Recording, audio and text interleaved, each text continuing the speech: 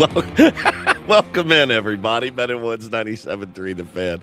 Ben and I just staring at each other, shaking heads before we crack the mic here on a Thursday morning. Welcome in again. You are listening to Ben and Woods. And, you're living also in baseball hell and purgatory right now. Ooh, another heartbreaker lost by our San Diego Padres. Hey, we were in it. We battled. It's pretty fugly right now if you're a Padres fan, but hopefully the tides will turn soon. We can talk about why they probably won't. For the short show today, got a short 3-hour show here on Ben and Woods. Thank Christ above that it's a short show. I'm Woodsy. That's Paul Reindl. He's the executive producer. Good morning, Paulie. We should have just opened with that. Be like, sandwiches. How you doing? Hey, how are you? Doing great. What's a skill you learned too late? Ooh. A skill that we learned too late.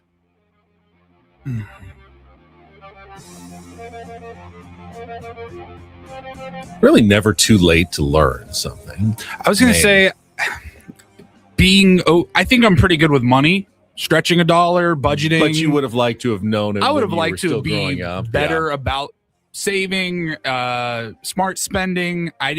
Nobody taught me anything about credit cards, loans, student loans. Nobody taught me any of that crap. I still don't know much about any of that. A skill that I learned too late. I have no idea. That's not really a skill, though, being smart about your money. No, I think that's absolutely a skill? Absolutely. That's an important and valuable skill that Radio should be taught in school. Radio is a skill I learned too late. Could have had a much more lucrative career, perhaps, if Yeah. I'd started earlier. You never know. Headbanging dude. Man, topic wheel at 6 a.m. We don't want to polish a turd instead. I do recommend going back and listening to yesterday's show because I was driving home going, there's really nothing positive to say about the Padres right now. So there's just not. I think you'd be insane. We came in yesterday and broke down a 3-2 loss in Philly. Yeah. We're coming in today. To break down a 3-2 loss in Philly. The manager literally said, it's like Groundhog Day. Yeah, it really is. That's what the manager said after the game. Yeah. So Tough. I don't think it would be out of bounds for us to also say this is getting a little repetitive and tiring with your San Diego Padres right now. No doubt. The voice you hear there is Benjamin Higgins. Oh, good morning. He's your friendly neighborhood sports anchor. News anchor as well. News anchor last night. How did that go? Went well. I had to stay a little late. Basketball always tends to run a little long, especially game one of the NBA Finals with all the pregame pomp and circumstance. So we didn't get on until about 8:15, 8:20 for our postgame newscast. And then that was over at 9:20, and then I had to get the 11 o'clock stuff done. So I didn't get home until closer to 10:30 last night, operating on a little less sleep than usual this morning. But I slept like a bear last night. It's so nice to have the baseball practice at night. Got the first 3 innings just like the night before. Literal Groundhog Day. Went back to the same field, practiced, but we had a surprise visitor yesterday that blew me away, and I wanted to thank him live on the radio. Get out of my car. And there's a team on the field, and they're wrapping up their practice. It's about 5:15, and we had 5:30 practice, and just kind of hanging out. And I look over, and I see this dude walking towards me, and I go, well, son of a bitch, if that's not our beloved Tim Flannery. And he's walking towards me. He's got a glove on, and he gives me a big hug. And I said, he goes, yeah, Trav texted me and gave me the address. I thought I'd come out. I'm like, you're literally always welcome to come out. And he doesn't just randomly show up at people's practices, though. You're his grandson is on your team. His grandson's on my team. And anybody need some infield work? which would be amazing. Anybody want to work on base running? Which would be incredible if he did. And I think he probably would. Yeah, I can see that. I think he probably, if I texted him and said, Flan, come on out and show these guys what's up. And he came out, and I had to alter the plan that I had laid out because Tim Flannery's there. So it was awesome, man. He worked with our little infielders. He hung out the whole time, watched the scrimmage, watched the post-game wiffle ball, or post-practice wiffle ball game.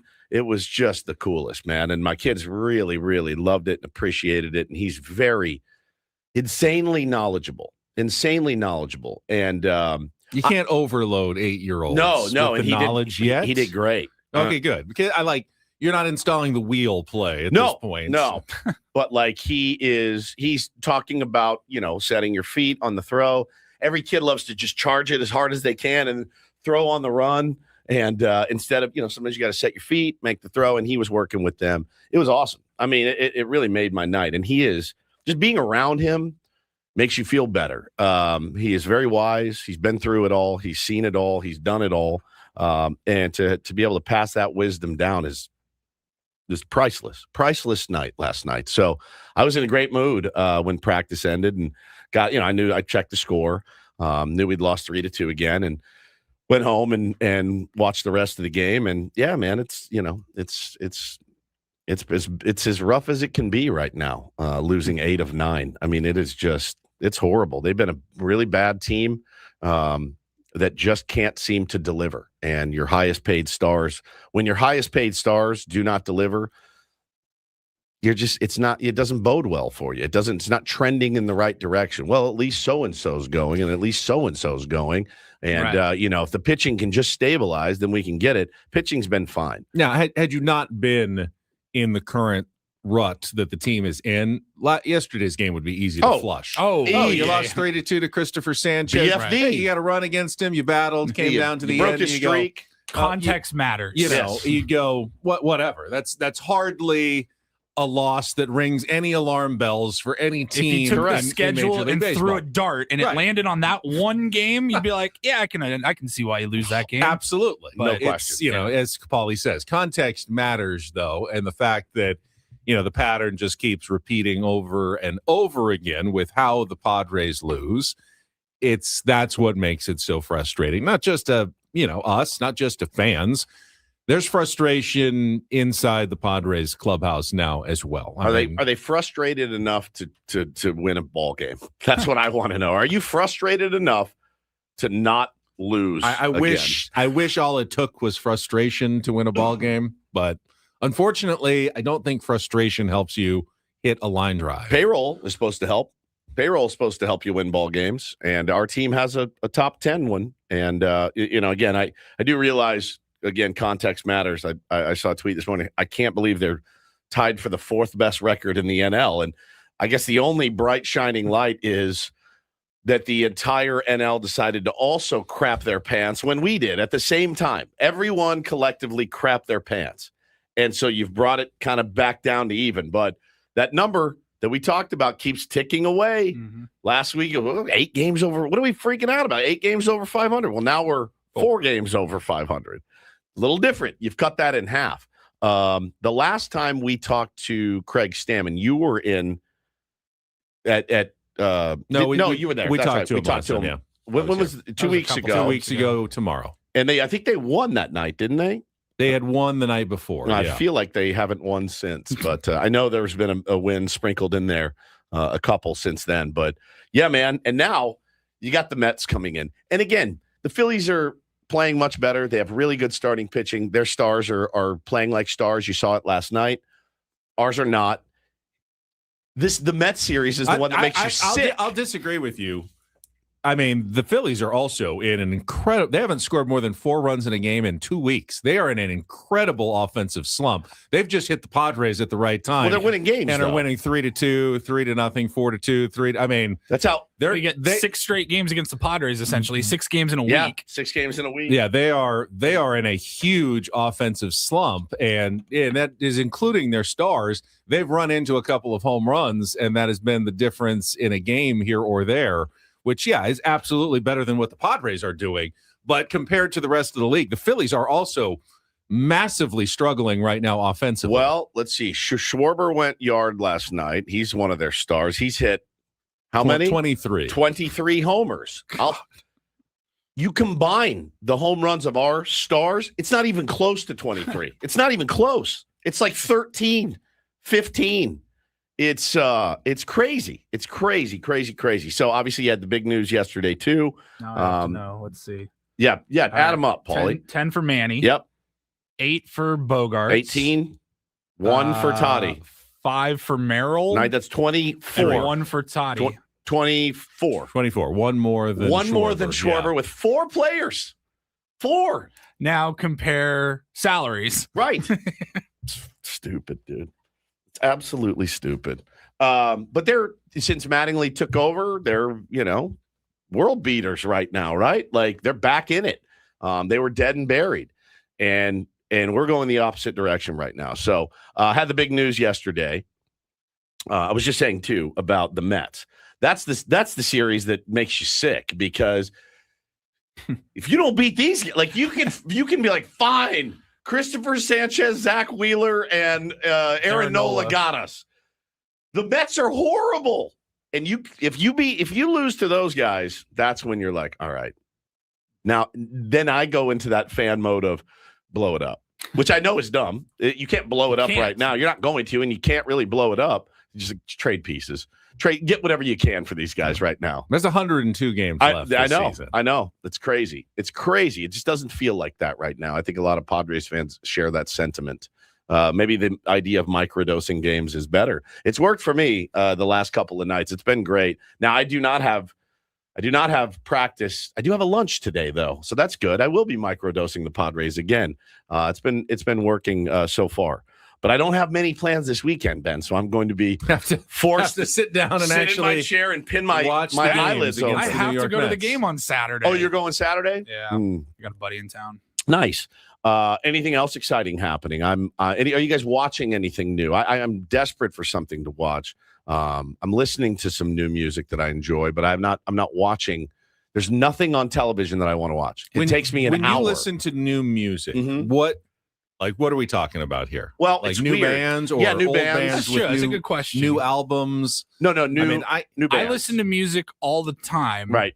But I listen to, I go to Apple Music and I go to the songs that I've already added to my playlists that I enjoy. I don't really ever get new music. So I still read a lot about music. I still am, what I saw was a band opening for a band that I like, and I go, well, let me check them out, and I go, oh, I like them. Now it's weird. I'll be honest. The bands that I've been listening to are younger British bands, but they're all from like England, but they're younger, and it's almost like it's got a bit of butt rock feel to it. You know what I mean? It's got a little like Fuel and like it's the look. Yeah. It's a little bit. There's a band called, I think it's Keo, Keo. But I like went to watch some YouTube videos, and the whole crowd is broccoli heads and like Instagram girls singing along to the song, and I'm like, bro, you're 50 years old. Are these like, they're like a young rock band? They're from England, but they sound good. And then there's another band I discovered called CQ Wrestling. I mean, they're terrible names, both of them. But I've been listening to them all weekend, and they're a younger British band. Yeah, I'll have to say I've never Keo. I've never listened to any new music in my life. I consider new music. A band that's only been popular for about 5 or 6 years is what I consider to be new music. Oh, Coldplay's new for you. Yeah, exactly. It's like, hey, have you guys ever heard of Bruno Mars? This guy's fantastic. Oh, dude.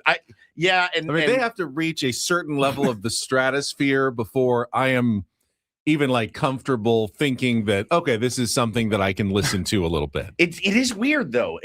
Because again, it's funny, Paulie says Coldplay. I'm kind of finally coming around. Yeah, Coldplay. I like some of their 30 years stuff. old. I finally like some of their early stuff. I'm starting to modernize my music selections by adding since the mid-90s. a little Coldplay to the mix at this point. Yeah, so I heard the music and I'm like, I don't know anything about these guys. What got me was the YouTube video, and the singer, he looks like my son Taylor will look when he's older. But he wears a Kangol hat, a backwards Kangol hat, which has not been a look in 25 years, and it looks really weird. And I look at the crowd, and it's like LL Cool J. Yes, but he's up there jamming his guitar with his backwards Kangol hat on. And if I was his manager, I go, hey man, songs are great. You guys are really melodic. You sound good. We need to get a new look. We're going to ditch this. It looks weird on him. It just doesn't look right. And then they pan to the crowd and I go, oh no. I go, do I like British teeny rock? It's, and I don't know. Is that okay? Like, I feel kind of like an old creep. I think the pressure must be intense on a rock star or a rising rock star to come up with a look. It's got to be the worst because you can't just wear normal clothes, sweatpants. So you have to come up with something that's unique. And inherently, when you're doing that, you're going to think, God, I look weird. No one's wearing this. I know. I need to come up with my signature look so people know, oh, that's that band. He's the guy he's the guy that wears the Kangol hat. I mean, think about the first time Kiss decided to put the face paint on. 100%. I mean, how awkward the first time. Yeah. Like, hey, let's all go. Hey, I got an idea. And they're looking at each other going, we got to do this every night. I don't want to be Star Child. I know. It's so weird, but yeah, so I've been into some younger British bands. That's what I've been listening to lately. Like, I don't even make it to like the homepage of Apple Music where they're like new this week or whatever, or new playlists, an artist that I legitimately enjoy. They'll come out with a new album and I'll forget about it. And then like 2 months will go by. I'll be like, oh yeah, I never listened to that. Yeah, it's just weird. I like new music is not really on. It's just not on my radar. Dom says this is probably how some folks felt in the 60s when the Beatles arrived. Yeah, I can see that. And I do feel like, look, I don't know that I'd go see these guys in concert because I'd probably be arrested. They'd be like, why are you here, old timer? But I've enjoyed listening to it. The music sounds good in my ears, and that makes me happy. And I've always liked British bands. I love anything out of Britain has been good for me. So that's what I've been doing. And I've been working hard on this baseball team, the baseball team that gives me joy, my team. This team that we cover doesn't bring me much joy these days. See if Flan will bring Boach around to one of your practices. Could you imagine? As well. Could you imagine? Flan's a lunatic, by the way. Is he? I was doing a drill. I know he is, but I was doing a drill and where I timed the fastest runner on my team to first base, right? So 4 seconds. And when we do the 60-foot bags, not the 90. So 4 seconds would be Chandler Simpson on a 90-foot bag. So we do 4 seconds. Then I hit balls to the infield knowing you got 4 seconds to catch it, make a good throw. And so we time each one. So I was hitting one to his grandson playing second. And he goes, all right, I'm going to run. And he ran down the line to try to beat the throw. He beat the throw, pulls his shirt off, starts waving it around, tarps off, and is like, woo, isn't this the new generation? And I was like, Flan, you got to put your shirt on. It was so funny, dude. He's such a loon, and I love him so much, and need him out. The kids were dying. They just thought he was the greatest. So that was really fun. Speaking of shirts, Daniel Overnight in our chat says, what's up with the white tees? Woods and I are once again, and this has happened quite often lately, wearing the same color scheme. Yeah. Paulie's not with us today. Sometimes we all end up in a white shirt under this. Are you? You could, and we could all match again. I'd like to say that there's some sort of thought, like we're a band and we're, this is our look now. This is our new look. It's not. What would your look be if you were a solo artist, Ben Higgins? You had a backing band, and you were a singer, songwriter. You played guitar. What do you think you would go with? I could see you like a David Byrne Talking Heads in like an oversized suit, mostly because it's an old suit and you lost a lot of weight, right? And you're too cheap. You've to got buy. a few of them already. Like, man, he really must be a Talking Heads fan. No, I'm a Men's Warehouse fan, and I'm not getting a new suit. Like if we told Ben to come up with a look rather than go to some department stores and look around, Ben would just go in his closet and get an old suit. All right, I got a couple of these old suits, golf gloves. You singing with 2 golf gloves on would be incredible. Oh, my Aaron Rye. I'm wearing 2 golf gloves at once. What would the look be? I'd go black pants, black shirt. That's what I would do. That would be my look, along with a billion other bands. Yeah, maybe jeans and a black t-shirt. I couldn't even do jeans because I couldn't move around in I probably wouldn't either. I'm going black pants, black button down. You'd be the first unbuttoned a little bit. You could be the first ever all Viore. Yes, band. That's true. It's funny. Saturday night was our anniversary. We went out for dinner, and it was a casual outing, but Megan still goes, "Oh, what are you wearing?" I was like, "I don't know, these ABC pants and this shirt or whatever." And she goes, "Ooh, that shirt would look good with some jeans." And I think I laughed at her. Yeah. I think I laughed at her, and she goes, "What?" I go, "I don't even know if I have jeans anymore. I see mine up in my closet, dude, collecting dust. I think I have one pair left hanging up in my closet that I haven't touched since pre-COVID." The thought of putting them on denim makes me sick. It makes me sick. It makes me sweat, and I just feel tight. There is a coach that I coach against in Little League. Dude coaches in jeans every game, and I sit and I stare at him like I'm seeing a Yeti. Like I'm like, you know that there are, I mean, I don't wear shorts because of my legs, but you can wear shorts. You can wear sweatpants. You have actively chosen to come coach a baseball game in jeans, and it just blows me away. I literally look at him like he's the Loch Ness Monster. When I'm watching him coach, I stare at him. I'm like, how's he doing this?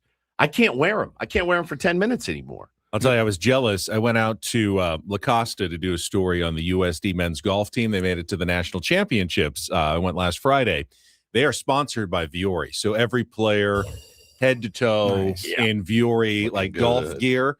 And I was jealous because because I played college golf Division III, not only did we not have clothing sponsors, we had to check out our golf shirts from the equipment room and then give them back at the end of the season. We literally wore hand-me-down polos to play college golf. And they have like multiple different. You had to check it back in. They have multiple different viewers. We had the orange one because our colors were orange and blue. So we had an orange polo and a blue polo. You look like a side of the road safety worker in an orange polo. Our coach would tell us whether this match today, are we wearing the orange polo or the blue polo? Look, guys, I know that there are stretchy jeans. I have a pair of stretchy jeans. These are not them. Which is what I'm telling you. He's in the old school Levi's jeans. It's 87 degrees, and he's like, "Yeah, I'm gonna throw these on." Jeez. It's crazy. It's crazy. I cannot put them on anymore. I just can't. I've got a stack of maybe 3 pair left, and I'm like, do I throw? I can't throw them away in case I need them for some country concert or something. I don't know, but I just can't put them on. But this guy, he chooses actively, and he's a good dude, great dude. But I watch him coach, and I'm like, you could be so much more comfortable right now. Is there any appropriate sports field or court where you should be in jeans? A baseball manager managing a game in jeans, you'd lose your mind. Like in a pro, or even a basketball coach. I think a basketball coach in jeans would look weird. Everything would look weird. Other than a rodeo. Yeah, no. Yeah, right. Yeah. It would have to be something. Should men wear jeans anymore? Oh, like I told you, I stop. wear my Levi's. Hang on. Sometimes. All right. Should 50-year-old men and older wear jeans Ever? Ever? No. I agree. Never. I don't think there's ever, unless you're going to Moonshine Flats to go square dancing. I don't think even then. Which then, what are you doing?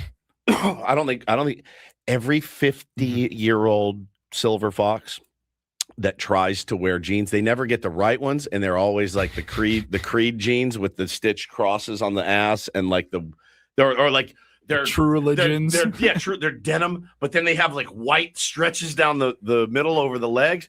I think at 50 you have graduated to slacks or pants or sweatpants. Comfy stretchies. I think we just made a new law. So get rid of my last pair of Levi's. Yeah, I think it's time. Yeah. How do you get those over your calves anyway? It's not easy. No, you have to cut them to flare them. All right, let's take our break. All right, we will take our first time out. Before we do that, I want to reward our early arrivers to the program. Let's give away a pair of tickets. Padres, Mets. This is tomorrow. It is Party in the Park night at Petco Park, starting from the time the gates open until first pitch. Join the Padres for a pregame happy hour in the fully transformed Gallagher Square, where fans can enjoy drink specials starting at $5. Live music and other activities. Get your tickets at Padres.com/tickets or be the 6th caller right now at 833-288-0973. 6th caller, 833-288-0973. You'll win a pair, as I promised, finally, early in the program today for the the alarm clock crowd that gets up for us at the start of the program. When we come back, we'll set the menu. We'll get to our Padres crap up. Fourth straight loss, another 3-2 loss to the Phillies. Yeah, it's Groundhog Day, Padres fans. You know it. Craig Stammen knows it. We're Ben and Woods on San Diego's #1 sports station, 97.3 The Fan. But first, Benjamin, let's welcome a brand new partner to the Ben and Woods program. And, obviously this makes a lot of sense. When you think insurance expert, you think Stephen Woods from Ben and Woods, right? And when you sign your insurance policy, for some brokers, that will be the end of the deal, the finish line. Handshake, commission, done. Then may not hear from them until it's time for renewal. Your business is running all year, and all those gaps and that risk, that's still there. So that's why I'm introducing Super Sure. If your company has more than 25 employees, whether you're the owner, CFO, HR manager, it can get really complex to just buy a policy online. Super Sure is the super agency built for you, licensed in every state for your business insurance and employee benefits, all with year-round support for you and your team. At supersure.com, you can access tools like fine print facts that translate your current policy into plain English for people like me that don't really understand it sometimes. So you can see what's covered and what's not. Plus a business value calculator. You can estimate what your business is worth so you know what actually needs protecting. Go to supersure.com, one super agency, one powerful platform, all your policies in one place. Again, go to supersure.com, supersure.com, paid for by Supersure Insurance Agency, LLC, a licensed insurance agent.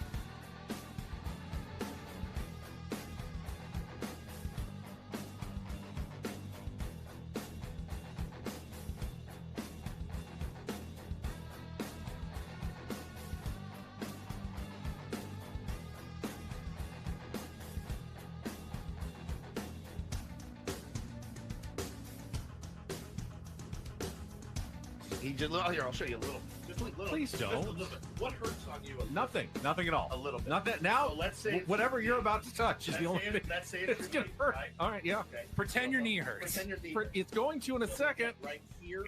Oh, that is not pleasant. Hey, player, this is all yours. This room with this view. This speakeasy with this cocktail. Hey, could you make that too? The spa with this. Ah. And this pool on this roof. This is all for you. The all-new Hamul Casino Resort, now open.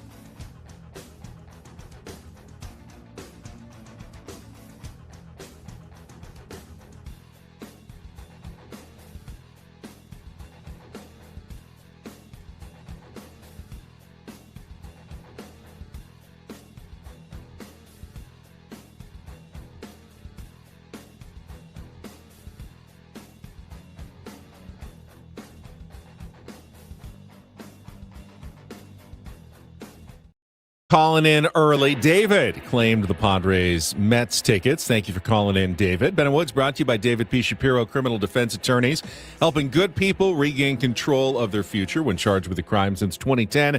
Visit davidpshapirolaw.com. Coming up on the program today, we'll get into yesterday's game against the Phillies. We have to? Yeah, we do have to actually do that. All right. A couple nice moments, not for the Padres, but nice moments in the game congratulations yesterday. to Christopher If you're a Sanchez. baseball Great fan, job. Great job. People were paying attention to that game yesterday for non-Padres reasons, at least. We will discuss that coming up. Have a busy 3 hours because it is a short show. We're leading up to an early Padres Eco Water SoCal pregame show with Sammy Levitt coming up at 9 o'clock this morning for the 10:05 first pitch of the series and road trip finale. In our 7 o'clock hour, hopefully we can squeeze in an MLB reach around. We got Don't Do This. In-season Sammy Levitt before his pregame show is going to join us at 7:35. And then in our 8 o'clock hour, we'll play a little Real or Fake on a Throwback Thursday. And Eno Saris will join us at 8:35 for some smart baseball. All guests on Ben and Woods appear on the SDCCU fan hotline. It's not big bank banking. It's better. And, of course, no Epic Wings, Epic Padres Roundtable today. We will be back next Thursday with AJ Cassavell, but with the early baseball today, we are preempted on the roundtable. So just 3 hours of Ben and Woods. Can we brainstorm some questions for Eno Saris, maybe live on the radio or crowdsource? Because the last, 8 weeks in a row, it's, hey, are you concerned about Manny Machado and Fernando Tatis Jr.? And he keeps telling us that he's not. But I think at this point, you have to be.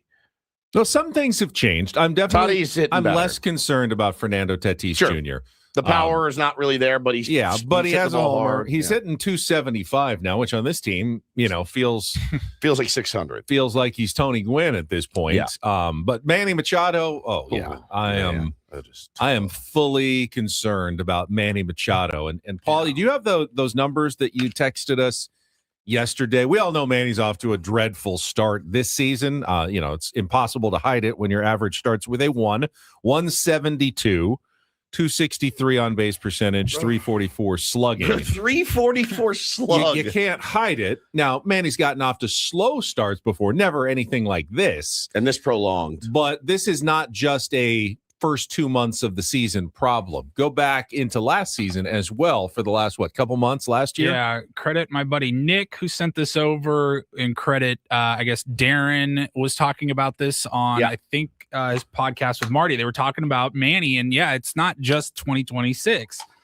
They said July of last year, he was hot. He was on fire. Hot, yeah. And then August of 2025, his slash line was 222, 294, 296. Okay, that's August, dog days of summer, right? September and October, 207, 250, 425. And then so far combined in 2026, 171, 263, 346.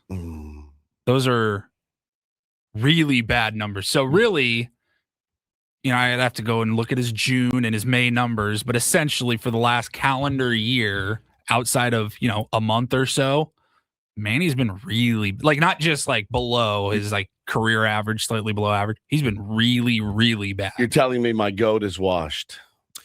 I mean, the bat speed is still there. He still has 10 home runs. It's so weird. It doesn't look like it, right? Doesn't he look late? He looks late. Well, bat speed and being late is not the same thing. That's true. You can have great bat speed, but if you start swinging the wrong time, half a second too late, you're going to be very late to the baseball. Yeah. So that's two different things. I think what my point is he looks slow and he's missing pitches. He missed again some cookies yesterday, and 8th inning had a chance with the Padres just down 3-1. Game was not over. Good point. 2 of the homers in Mexico City. All right, yeah, it's tough. My goat is washed, man. It's hard to literally. Could it be something as his eyesight's going? Literally, could that be it? Why wouldn't you try the Max Muncy at this point and get some contacts or something? I'm looking for ideas. I don't subscribe to Purple says he looks slow running. He always has, bud. Always. He's never been fast. That's the narrative that I'm like, all right, relax. He's not. They're like, it's not like Manny's lost a step. He's a savvy base runner. Good base runner, right? Usually after he's already on, though. Yes, correct. He'll swipe a few bags. He'll make the first to third when it's necessary. You have to get on to be a savvy base runner. When you have a 263 on base percentage, you're not going to see much base running. And when you're oftentimes hitting a routine grounder to short, and we know Manny's not going to be sprinting full out on a play that he feels like he's going to be out 499 out of 500 times. He's going to preserve himself. You're not going to see much base running or speed from Manny Machado. I think the question is, can Manny make adjustments later in his career to be a different player? No one cares. No one cares how hard you run if you're hitting 300. They really don't. If you're coming through and you're the RBI guy, no one gives a rat's ass. Manny's, by the way, Bryce Harper yesterday hit a 6-hopper to second base. He wasn't even in frame when the ball was thrown. You're not going to hear that from anybody. Philly fans aren't going to say anything about it. He's hitting well. He's hitting much better. He's hitting home runs. Everything's compounded when your team is in the crapper and you're not performing well and you're the highest paid player. That's just how it goes. So if he's hitting, if he drives that run in yesterday, no one's talking today about this is what I've seen. his weight, all kinds. He looks the exact same to me this year as he did last year. I've seen that man almost naked. Nothing's changed. Nothing. But if somebody throws that out there, then it's, oh, maybe he is out of shape. He just stinks at hitting right now. I don't think he's physically deteriorated. He looks physically the same to me, but he worked in the offseason at what? What did he work at? Getting his bat speed up. And has he succeeded in that mission? Yes. Right? What hasn't happened is honestly, like the contact. Like he's not barreling the baseball in the zone. Those pitches for him, that pitch outer third or whatever, bro, how many times have we Padres fans seen that ball skip into the gap, drives in 2 runs, and Padres tie the game? I mean, it's happened so many times. He's driven in a ton of runs for this organization. But he looks the same to me. His defensive metrics actually look good this year. But, Ben, he's just not hitting. So I don't know what the solution is there. Sometimes, and I don't know, what's going on inside Manny's head, but I do know he's a savvy baseball player. Yes. He's going to have to decide at some point. It may not be until this offseason. He may need to rebuild some things. Yeah. Like, hey, I'm going to have to make some adjustments for the latter years of my career to still be an effective player. I won't be the same player I was in my 20s and early 30s, but nobody is. Can Manny Machado find a way to be a productive, useful player? He's never going to live up to $40 million a year, what they're going to pay him. So don't hold him to that standard. That's impossible. That was never going to happen. Everyone knew that the second he signed the contract. But can you be a player that is still worthy of being out there, pretty much every day, helping your team win baseball games, hitting some line drives, get your average up somewhere where it's not embarrassing at this point? He's going to have to figure out a way to do that going forward. I don't know that just because, he's had a bad last 4 months, 5-6 months, 5 or 6 months, that means he's never going to be a good player again. That's not. But the trends in baseball. He's not that old. He's not like, oh my God, this isn't a 42-year-old coming in and going, yeah, he's completely washed. You do wonder, like somebody just said, Schwarber and Manny are the same age. No reason he can't match. Well, Schwarber doesn't play the field. Has the toll of 158 games. Has it taken its toll on him at this point in his career? Is he better served just DHing at a 170 average? But you see what I'm saying? Right. Like if you didn't have the rigors of third, or maybe you could play first, would it change something for him? I have no idea, but they're going to have to figure. Is that a change you would expect him to make mid-season? No. I think this is mostly for the future, the offseason, and what it looks like. You're going to have to find a way this season to make some quick adjustments on the fly to at least be better than this, because it's been rough for Manny Machado. Again, dude, it's I'm not in here saying you got to hit 30 home runs at $40 million. We've all adjusted our expectations. We've all adjusted our expectations on Merrill, on Tatis, and on Manny. And all we're asking for these guys is, hey, man, make it respectable, right? Salvage your season. We shouldn't have to adjust expectations for Tatis and Merrill. They should be getting better still. They should be improving. It's disappointing. It's disappointing what they've been doing as well for different reasons. I do think, Merrill had some good swings yesterday. We can talk about it coming up here. Tatis is playing better. Manny continues to struggle. That's the one guy where you haven't really seen some signs where it's turning around yet for Manny Machado at all this season. Yeah, no, there's nothing. There's no signs that, he's hitting the ball hard, he's going to come out of it. You just don't feel it. You don't feel it with him that he's going to come out of it. But I mean, adjusted expectations being, okay, Jackson Merrill's probably not going to hit 25 and Tatis is probably not going to hit 25. But if you guys can come through in clutch situations and drive in runs, Jackson Merrill driving in a run last night, hit the gaps, a lot of doubles, get the slug up a little bit.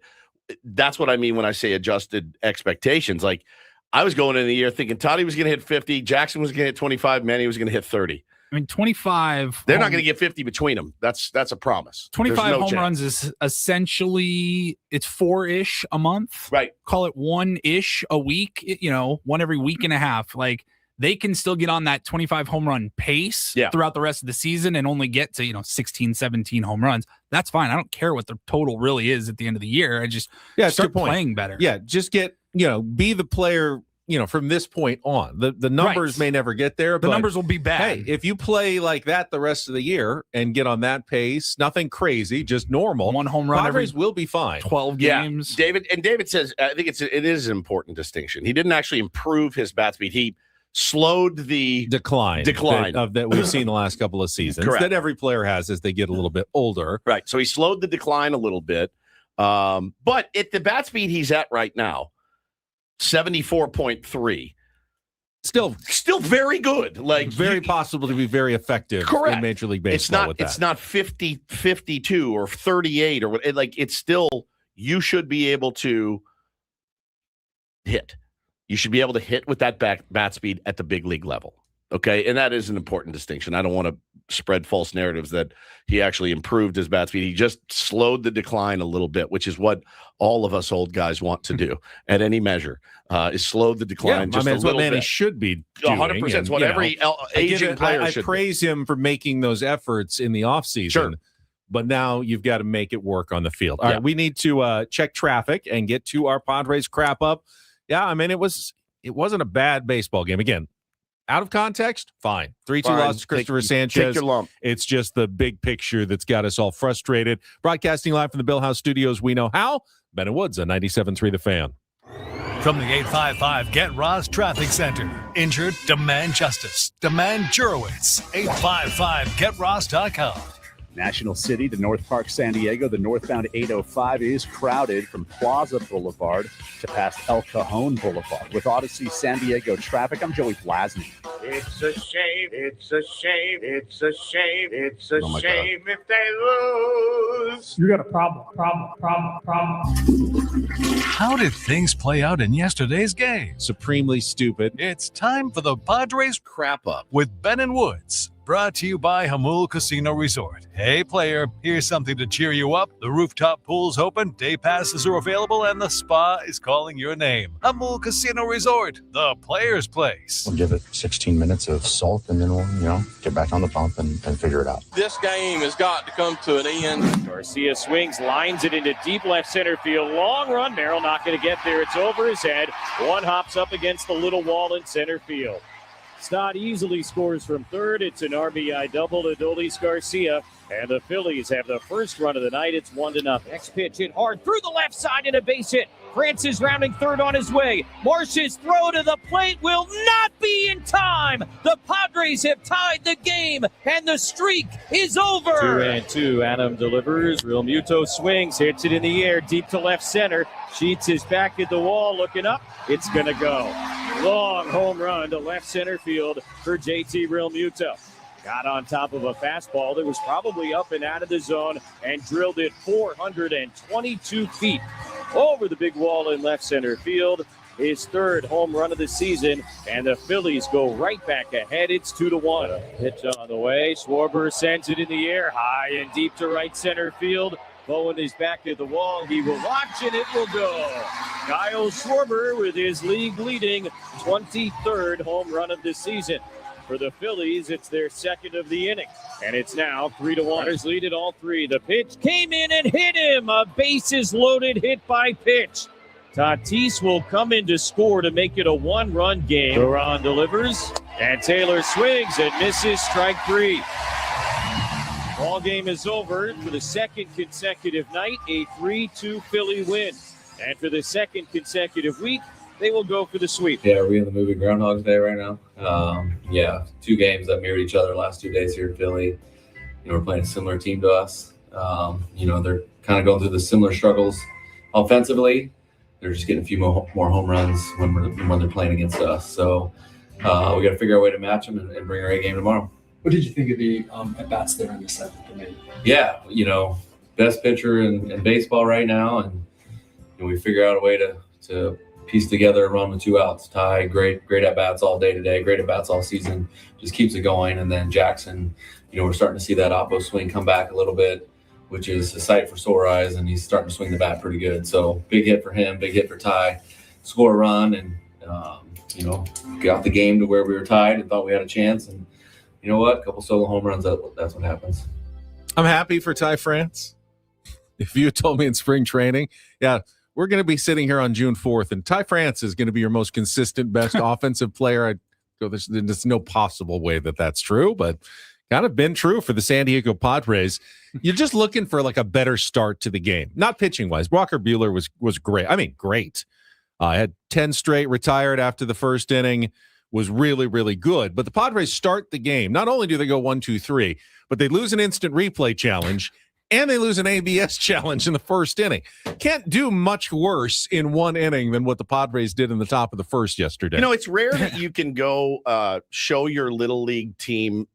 Big leaguers make mistakes. They do things wrong sometimes. And Miguel Andujar, it was such a perfect example. He'd been needing to work on base running. It was perfect. Anybody watch the first inning of the Padres game? Couple hands shoot up. Did you guys see Miguel Andujar? Yes. Did you notice where he landed on the bag? Yes. Where should he have landed? The front. Where did he land? He landed in the middle. Mudd talked about it on the broadcast too. Really nice lesson for 8-year-olds. But again, if the little things, it just adds up. You keep not doing the little things right, it just adds up, and you lose a baseball game.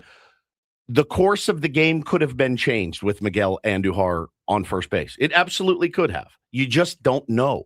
But if you do the wrong thing consistently, you're not going to win many baseball games at that level. Christopher Sanchez could have thrown an immaculate inning. You would have been better off at the end of the first. At least you wouldn't have lost an instant replay challenge and an ABS challenge. The ABS made me insane. I don't think. I mean, they still had one at the end of the game, so I don't know that it ended up hurting him. But it's such a low leverage. It's a 0-1 or 1. What was it? 0-1? It was 0-1. Would have been 1-1. I think. God, yeah. Man.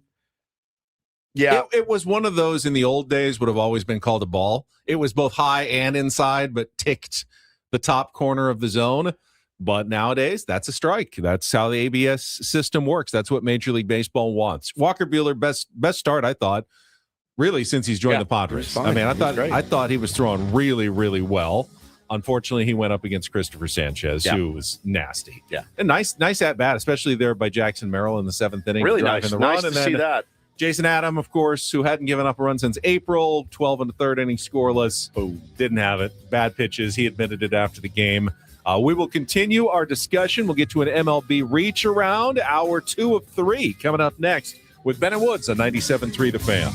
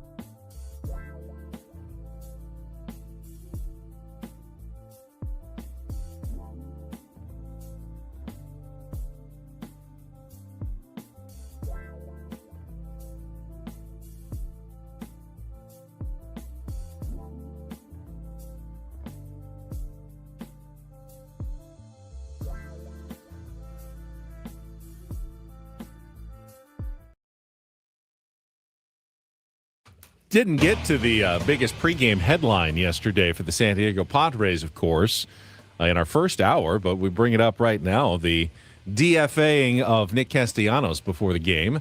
Padres parting ways with Nick after just a couple of months. Signed him. We were pretty enthusiastic. It was fun to get to meet him at spring training. Had a couple of big home runs early in the season. Really thought he might be a good contributor. He was, he was pulling that ball. He was hitting the ball hard. A little unlucky, like in the first 2 or 3 weeks of the season, and then just went into a major slump that he has been unable to pull himself out of. And the Padres deciding that they were forced to do something else, calling up Samad Taylor to take his spot on the roster. So Padres will have 7 days to either trade him, probably unlikely. He'll end up getting his unconditional release and can move on to another team if anyone is interested. But your thoughts on Nick Castellanos no longer with the San Diego Padres? I mean, you can't really be surprised by the decision. It was, a little cold-blooded to cut him in Philly, but, that's the nature of the business. And I saw that take, and I don't totally understand why it's cold-blooded to do it in Philly. Because that's who just cut him, and then you picked him up. And that's rude. He's back there. They did a tribute for him. Well, I know. Should you have cut him before? I thought it was nice that they let him get the come tribute. back, get the tribute, come back, get the first game. It would have been cold-blooded to cut him right before he got to go back to Philly. Okay. Yeah, But that's another way to look at it. But certainly. I felt like it was a nice thing that they got him to the Philly. They got him the tribute. Could you not He have got done to it? tip his cap. Could you not have done it tomorrow before the Mets series? Did Samad Taylor could have done it at any time. You used Samad Taylor yesterday. Came in the game and got a chance to look at his speed. He would have had a single if Trey Turner didn't make an amazing barehanded play on a chopper. Really nice just to get him just barely. But, Craig Stammen explained the move. It's not trying to fix the Padres offense with Samad Taylor. They're trying to make the bench more versatile. It's not, you don't need more slow, older outfielders who can't hit. If you're going to have guys who can't hit, let's have guys who can play multiple defensive positions well, who can steal a base, who can pinch run. And those are what, Jace Bowen and Samad Taylor are going to be able to bring you on your bench that Nick Castellanos can't even bring, can't even do that right now, at his stage of his career. If he was hitting, he'd be here. It's not that Nick Castellanos didn't get a chance. If he was hitting at all, he'd be in the lineup every single day. Well, we've got guys that are not hitting in the lineup, and they're in the lineup every single day, right? But honestly, I blame the other guys. I blame the guys that are collectively slumping because but there's a reason why the other guys are in the lineup every single day that aren't hitting. They make a ton of money, or they're like catchers, or they can play some defense. But Nick Castellanos doesn't have any of those skills that he's bringing to the table, and he's making the minimum. And which makes him the most expendable person if you're trying to reorganize your bench and make it more versatile. I certainly wasn't surprised. I was not forlorn about it either. It's not to say I don't care, but somebody made the point on Twitter. He's going to make $20 million this year to not work. So that was that. Again, a league minimum deal. Who cares? You tried something. It didn't work. You tried to catch lightning in a bottle. You didn't. You cut bait early, which is, I think, rare for the Padres at times. And so be it. We move on to the next one. I think the catcher position, Ben, what were the stats you had about the catching? I looked it up. This is shocking. It's easy when everybody's struggling just to kind of lump you in. Oh, yeah, they're struggling. Does anybody have any idea how bad the Padres have been offensively behind the plate? It's staggering. I looked it up. So we went to Park 101 for our viewing party. Almost it'll be 3 weeks ago on Saturday. And that day, Rodolfo Duran hit the home run. Yes. Really cool. Okay, that's exciting. Almost hit another one. Since that day, the Padres catchers have one hit. Since that day. Combined, the two of them have one hit. That's by Rodolfo Duran, and that came 12 games ago. So in the last 11 games, neither Padres catcher has a single hit in 11 straight games. That is, and in almost 3 weeks now. 3 weeks in 2 days, they have one single in 3 weeks from the catcher position. I mean, there's bad, and there is absolutely a black hole of offense, and that's what the Padres are getting behind the plate. They got more from Martin Maldonado last year than they're getting from their catching core. Infinitely more. I miss you, Machete. I don't. Should we once again weigh the pros and cons of Ethan Salas? I mean, the first thing is you got to get Luis Camposano back, and if he is back, you probably put him in the middle of your lineup right now. He'd be one of your best offensive players, and he would immediately be the biggest possible upgrade you can make at any single position, going from literally nothing at all to a guy who's hitting like 290. I mean, that would be a huge upgrade if the Padres could get him back. Has there been any recent reporting on baseball Campy? activity? I haven't heard anything more than he's doing baseball activity, which could literally mean anything. Which, if you're putting on his uniform, if you're an outfielder, you can get back pretty quickly. When you're a catcher, I think the standards have to be a little bit higher. You can't be, 30% and getting back out behind the plate every single day. You're not going to last very long. But I mean, it's ridiculous how little production the Padres are getting from their catchers. Ridiculous. It's actually ridiculous how little production they're getting from everyone. But yeah, that is a black hole, just a complete and utter black hole, and you just can't have it. Again, this is not even bright siding or glass half full. I am amazed. Now they've lost 8 of 9, so they are slip sliding away. Don't discount the early wins, man. You just can't discount the early wins. Without it, we are in the cellar. If they played this way at the beginning of the year, it is. I mean, there's a reason crazy. why the Padres still have the 4th best record, and it's not because the Padres are any good. It's because every team has had, in the National League, other than the Dodgers, the Braves, and the Brewers, every team has had a miserable stretch pretty much at this point in the season. So the Padres are like everybody else. They've had a miserable stretch. They're just going through theirs right now. Cubs are also going through theirs right now. They've lost 8 straight home games. Remember they won 15 straight home games earlier in the season? Now they've lost 8 in a row. Crazy. None of it really makes a ton of sense right now. Red Sox have won 9 home games all season. 9-20. Jeez.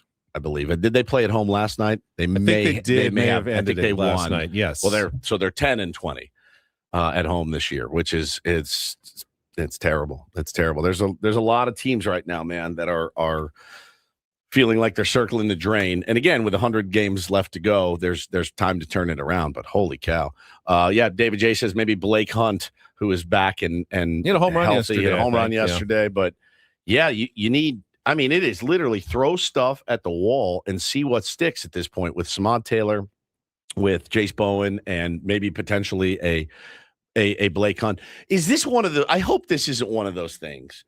And I wonder, would you do this if you were a GM? And I think you would, because you're stubborn. I'm stubborn. I think you are. I would go. So if I pulled off that trade last year, the Kolek and Bergert for Fermin, and Fermin was having as poor of a year as he is, I would be like, you're out, man. You got to go. I think you would be like, because one thing we know about you really love to be right. And so I think you'd stay in that thing too long to just hope that Freddie Fermin pulls himself out of it and you can look like it was the right move. Cut your nose despite your Cut face. off your nose despite your face. I don't know that. I see that.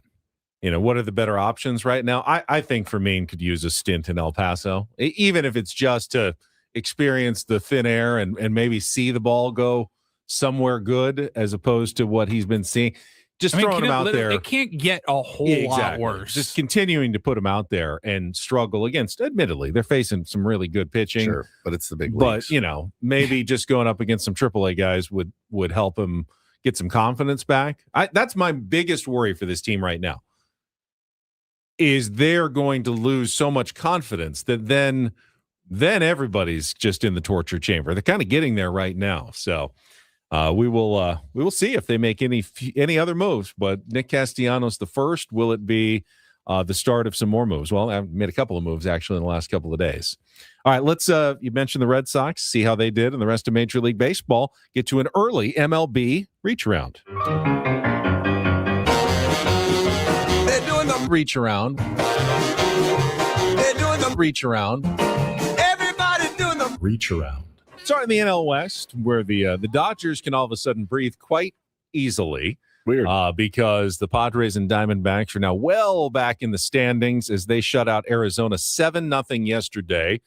Shohei Ohtani is, Shohei Ohtani. He reached base 5 times.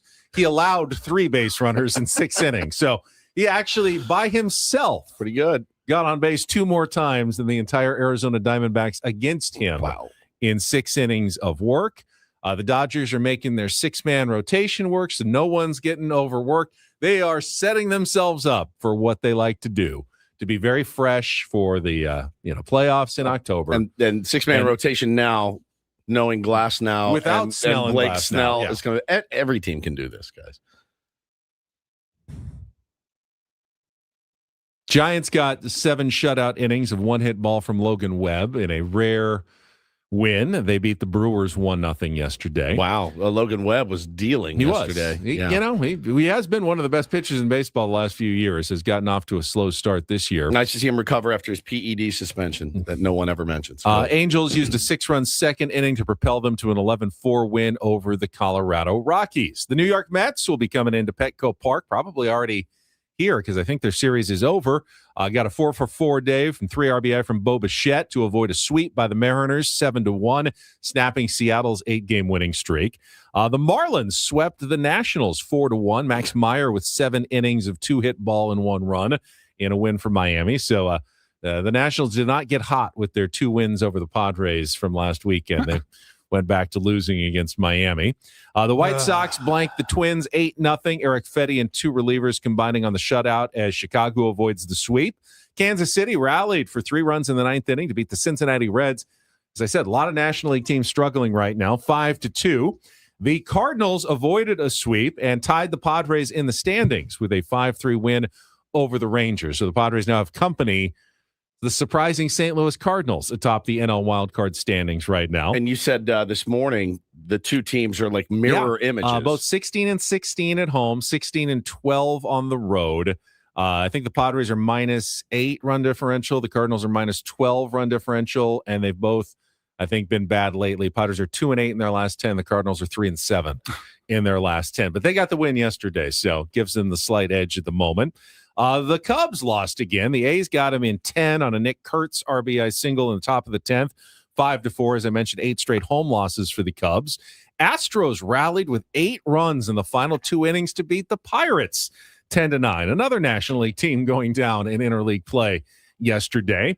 Ozzie Albies hit a 3-run home run for the Braves, his 10th as they topped the Blue Jays 7-3. The Blue Jays did make a trade earlier in the day, acquiring Simeon Woods Richardson from the Minnesota Twins for cash to give them some pitching depth. No relation. Dylan Dingler went deep again, 3-run shot, his 14th of the season, as Detroit completed a surprising road sweep of the Tampa Bay Rays. Baseball's crazy. The ice-cold Tigers sweep the red-hot Rays on the road. Dylan Dingler. Dylan Dingler. The Guardians beat the Yankees 5-4. Cleveland will go for a sweep today. The Yankees playing without Aaron Judge. He's dealing with shoulder. Yeah, some sort of like a bruise or bone bruise or something. Yeah. And the Red Sox, as you mentioned, finally got a home win. Peyton Tolley with 6 shutout innings and an 8-1 win over the Orioles. One other MLB note, the Diamondbacks get some bad news. They've had to shut down Corbin Burns after a setback in his return from Tommy John surgery. Pulled his lat. Yeah, kind of the Joe Musgrove situation where you're coming back. Although I think, he was expected to be back before the All-Star break, and now they're hoping September. Right? So it's rough. Diamondbacks are still half game behind the Padres, but if you look at like FanGraphs, they have a better chance to make the playoffs. They project better according to FanGraphs. I think they're at 41%. Padres are only at 26% now with FanGraphs to make the playoffs, despite the fact that they remain tied for the wild card lead in the National League. Yeah, there's a lineup out already. Let's get to it. Would you like to hear it? Let's go for it. Fernando Tatis Jr. will lead off and play second base. Gavin Sheets will be back in the 2-hole, playing left field. This is against Zach Wheeler. Manny Machado stays in the 3-hole. Plays third base. Ty France at first. Jackson Merrill in center. Bogarts at short. Ty France moving up to the cleanup spot. Yeah.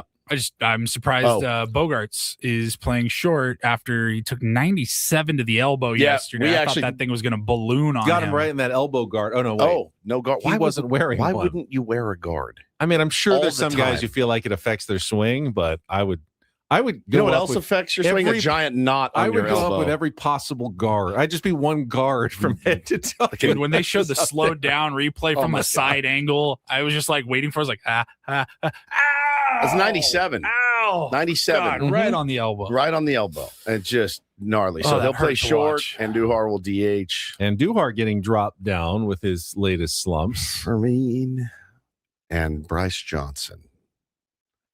Again.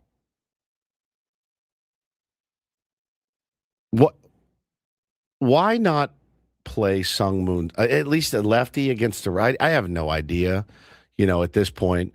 Samad Taylor's a righty. Chase Bowen's a righty. Sung Moon Song is your only lefty on the bench, right? Why not against, again, he's no great Chase, but I just don't know. I have no idea. Now we're at the question the lineup period of the season. I mean, at some point, Craig Stammen is limited by what he's got. Sungmoon Song, let's see. He did have a hit on the 16th of May, so it's only been a half a month since he's gotten a hit. Got to get his bat into the lineup because he's left-handed. Yeah. So there it is. You add Sungmoon Song to the catching situation, that's 3 weeks with one hit between the catchers and Sungmoon Song. Pretty solid. Not great. Pretty solid. All right, let's take a timeout. When we come back, we can get to a little DDT on a Thursday morning. You should not do post videos of your crimes. Never a good idea, especially if you're a prominent sports figure. That is part of Don't Do This coming up next. And then Sammy Levitt will be with us at the bottom of the hour. All coming up with Ben and Woods on San Diego's #1 sports station, 97.3 The Fan. First, San Diego, incredible place to live. We all know it, but we also know it's not getting any cheaper here. Housing, healthcare, taxes, groceries, it all adds up. And when people start thinking about retirement, those expenses usually continue. One fear rises to the top. What if my money doesn't last? That's where Trajan Wealth comes in, TRAJANwealth.com. Trajan Wealth's fiduciary advisors help people build retirement strategies designed for today's reality. Here, factoring in inflation, market uncertainty, and the real cost of living. They take the time to understand your goals and your comfort level because no two retirements look the same. Trajan Wealth offices at Liberty Station, Carlsbad, and Del Mar, and they work with people who want confidence and not constant financial stress. I don't like being stressed. If this has been on your mind, start with a conversation. Call 1-855-TRAJAN1. That's 1-855-TRAJAN1, or just go online at TRAJANwealth.com. Trajan Wealth. Plan smarter, dream bigger. Advisory services through Trajan Wealth LLC. Additional services through Trajan Estate and Trajan Tax. Actual client, paid advertisement. Additional disclosures at TrajanWealth.com.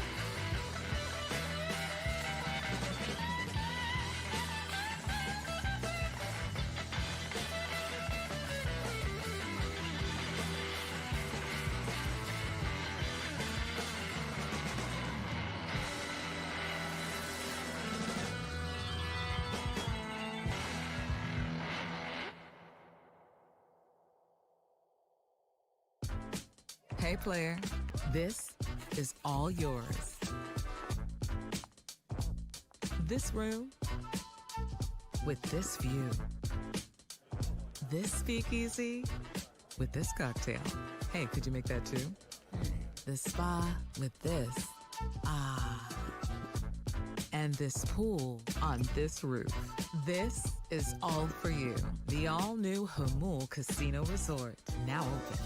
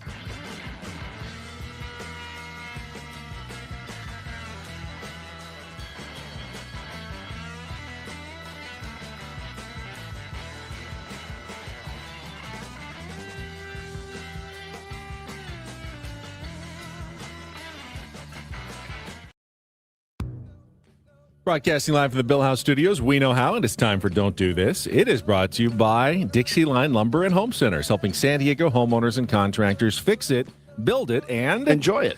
Remember the good old days, Woods, where if you committed a crime, you tried to, well, hide it, not publicize the fact that you committed a crime. Unfortunately, Brandon Ayuk, San Francisco 49ers wide receiver, didn't get that memo. This is actually from an old post back in December, but he posted to YouTube video of him from the driver's seat of his Cadillac CT5V Blackwing on Tasman Drive, just outside the Niners' home practice field. Yeah, there in Santa Clara by Levi's Stadium. This is old, right? Yeah, that video's old. Yeah, it went viral though. He was going well over the posted 40-mile-an-hour it was going speed over 100. limit. And finally, the justice system moves a bit slowly at times, but it had caught up to Brandon Ayuk yesterday as there was a warrant issued for his arrest on the misdemeanor charge of exhibition of speeding. Not just speeding, but showing that you're actually going well too fast. Well, and again, he's driving like it's some sort of F1 race past the stadium, essentially. They wouldn't have caught you if you didn't post this. No, or they didn't pull you over. Nope, they did not have you. You were not dead to rights. There was no radar gun. There was no witnesses. It was just your own stupidity of posting it online. It's just incredible. It's just an incredible generation. Right now. Ayuk responded, "Sorry, y'all. My car content won't come with speeding anymore." Yeah, which is fine. Gets himself in a little bit of trouble. He's, I don't know what the deal is with Brandon Ayuk and San Francisco, but he's estranged. He's not been with 49ers since late last season. It's like they're Chucky Lozano. A little bit. Yeah. Except Chucky's not posting any crimes. No, he's just enjoying San Diego. He just takes selfie and making his money and not playing. World's best paid San Diego vacationeer. Literally the greatest gig of all time. Of all time. He has been paid to paying you millions. San Diego vacation. Just practice by yourself. Kick the ball against the wall. Do whatever it is that you want to do. But you got this incredible facility that you get to go do your workout. It's like a gym. Yeah, you have access. You go every day. You get to stay at your wherever, amazing residents Yeah. in the best city on the world. Yeah, and yeah. You're getting paid handsomely to do so. That's right. That's right. And they can't do anything about it. God, I gotta get that gig. I've got to get that gig. Ron says, I've seen Chucky at the zoo. Yeah, there you go. Yeah. He's living it up in San Diego. He's rollerblading down on Mission Beach, just having a ball. You guys were watching the NBA Finals last night. I got home, got the kids put away. I go, good. I'll catch the last few minutes. No, nothing. It was already over. The Knicks did win, but you guys were texting about a fan that had run onto the court. So I saw the video this morning. Again, filming your crimes. He did have a cell phone, and he really, I guess, wanted to meet Victor Wembanyama. Wemby. He really wanted to meet Wemby. He was freaking out, like when girls saw, John Lennon at Shea Stadium. He runs onto the court. He streamed himself while he did it. It's crazy to watch.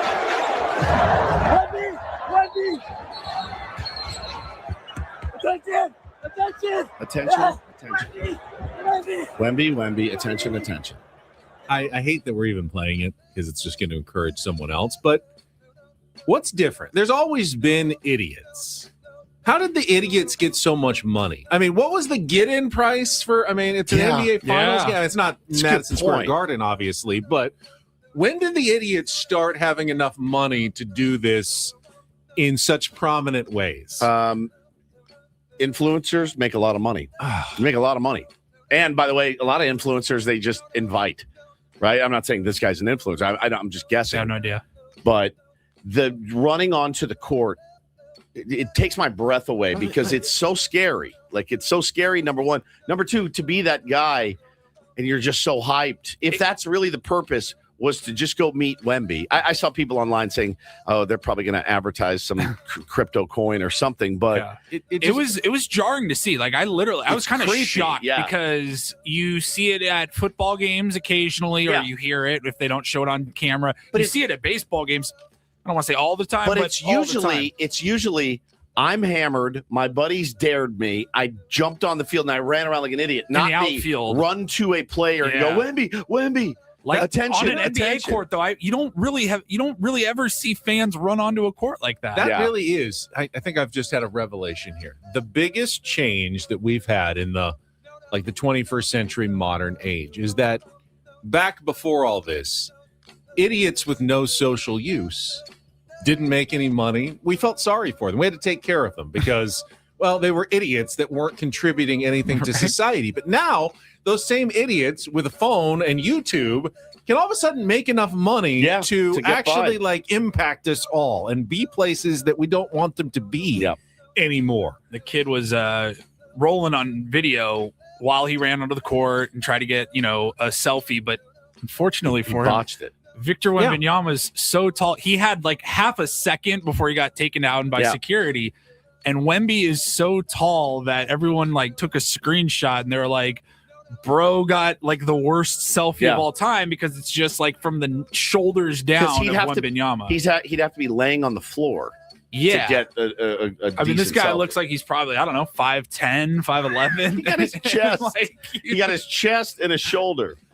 KG's right. It's because of reality TV. We glorified controversy and stupidity. That's true. In this culture. Paulie, the funny thing about that is that kid's actually 6'11", and still he's next to Wemby. But the Knicks did win last night, so do this for Knicks fans. Paulie, you mentioned that you don't see it as often in NBA games. I can't remember ever seeing a fan run onto the court. Less square footage to guard for the security. Like in a football game, you can't cover the whole field. It's 100 yards long. Baseball field is big. Someone jumps in the outfield. The security's not going to be able to stop them from at least sprinting on for a few minutes. Basketball, though, you've got enough security guards where you're every, 10 yards or someone's watching you to make sure you don't do that. So it's rare to see someone actually get in during a game. Creepy, man. They had to do a jump ball to, get the game going again. It wasn't just during a timeout either. It was during the game. During the game. Knicks were down 15 in the third quarter, and they ended up winning by 10. They just dominated in the second half. Finally, a little do this. DD mega doo-doo. Keep it local.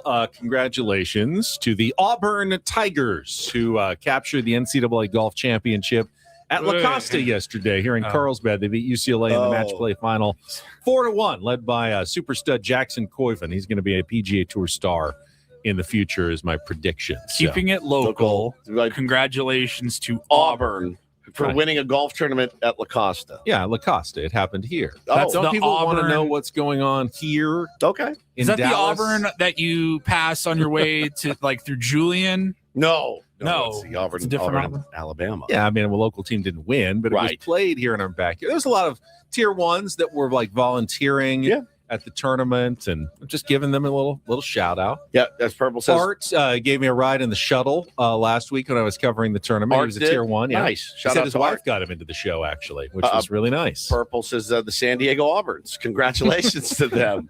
Here in Auburn. Yeah.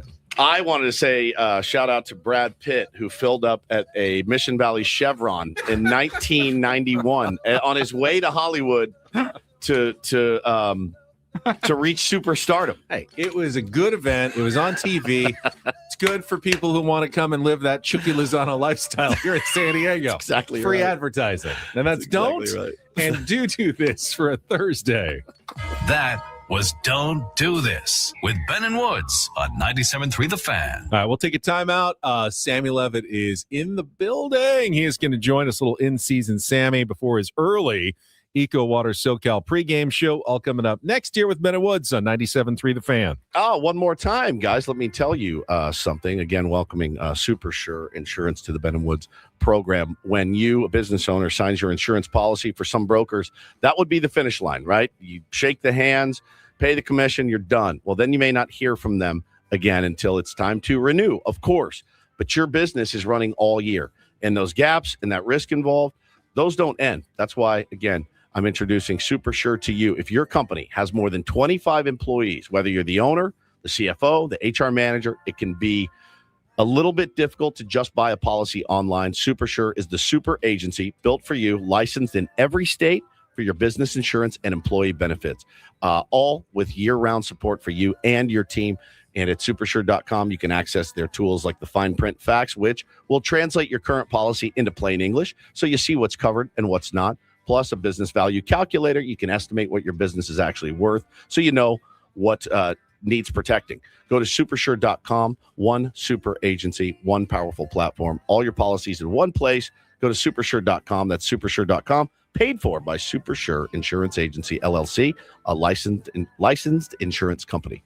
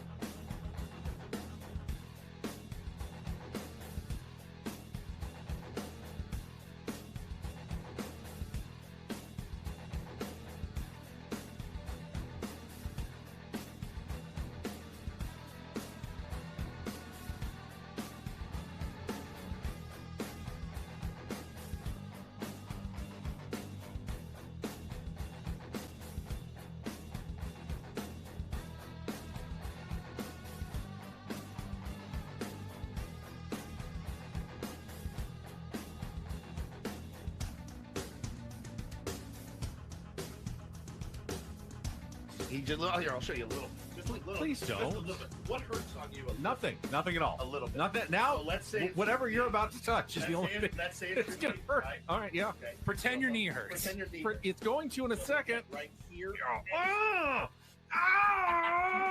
That is not pleasant. Hey, player, this is all yours. This room with this view. This speakeasy with this cocktail. Hey, could you make that too? This spa with this. Ah.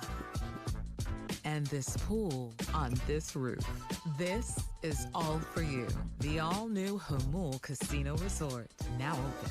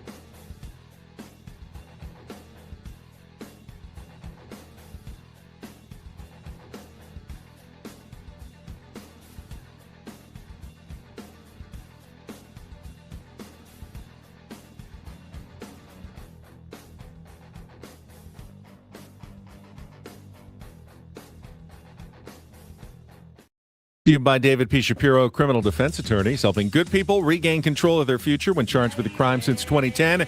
Visit davidpshapirolaw.com. Woods, your new advertisements. Yes. It's a bit of a tongue twister. Super Sure. Say it. Super Sure Insurance. Super Sure Insurance. Super Sure Insurance. Super Sure Insurance. Super Sure Insurance. That's a It's a bit of a tongue twister. Yeah, it is. And now that you've said it, it will definitely live in my head for the rest of my life. I know. I would like you to be spun out Super as much Sure. as you spin me out sometimes. No, it's true. It's true. We hit the kids last weekend with the toy boat challenge, and it is like toy boat. It's the funniest thing.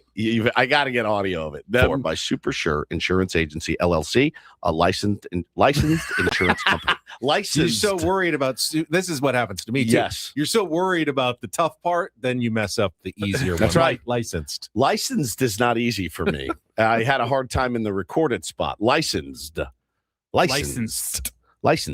Toy boat challenge, Samuel. All right, Hit Sammy Levitt is here joining us in studio today as he gets ready for an early Eco Water SoCal pregame show at 9:05 this morning. Hello, Sammy. All right.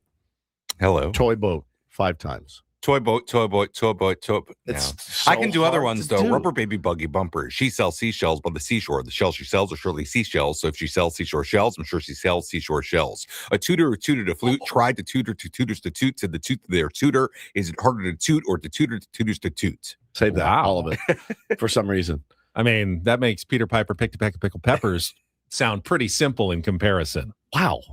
That was You don't do any vocal exercises? No, man. I like She sells seashells by the seashore. Yeah, I've heard that one. But you had like 3 more lines and verses. I do like a vocal fry with the alphabet, like A, B, C, D, E, F, G. Why do you do that? For your voice? It warms. It gets, I think, some of the gunk out of your vocal cords. No, I guess I never cared enough about my craft to do it. I'll do like or like I'll hit my tongue. I used to have a bit of an issue where I think my tongue was a little bit too forward on sounds that your tongue hits the top of your the roof of your mouth. So I'll like practice like I used to do it when I was the Seals PA announcer and I had to scream into a mic. I would warm up my throat, but never for this show, ever. Vocal exercises you never this early in the morning pop on the mic and you feel like you're just off. He does. He's always like, Well, you should do some vocal exercise, like Ron Burgundy. I love scotch. Yeah, I know. I especially in the morning, I can feel it right now a little bit, right in this area, the nose and mouth. I can feel the buildup that's got to kind of shake off. She sells seashells by the seashore. The shells she sells are surely seashells. So if she sells seashore shells, I'm sure she sells seashore shells. A tutor who tooted a flute tried to tutor two tutors to toot, said the toot to their tutor. Is it harder to toot or to tutor to tutors to toot? Yeah, that wasn't even that good. She sells Super Sure Insurance down by the seashore. She sells seashells by the seashore. The shells are seashells. So she sells seashore shells. So she sells seashore shells. A tutor who tooted a flute tried to tutor two tutors to toot, said the toot to their tutor. Is it harder to toot or the tutor to toot? How you doing, Samuel? I'm good.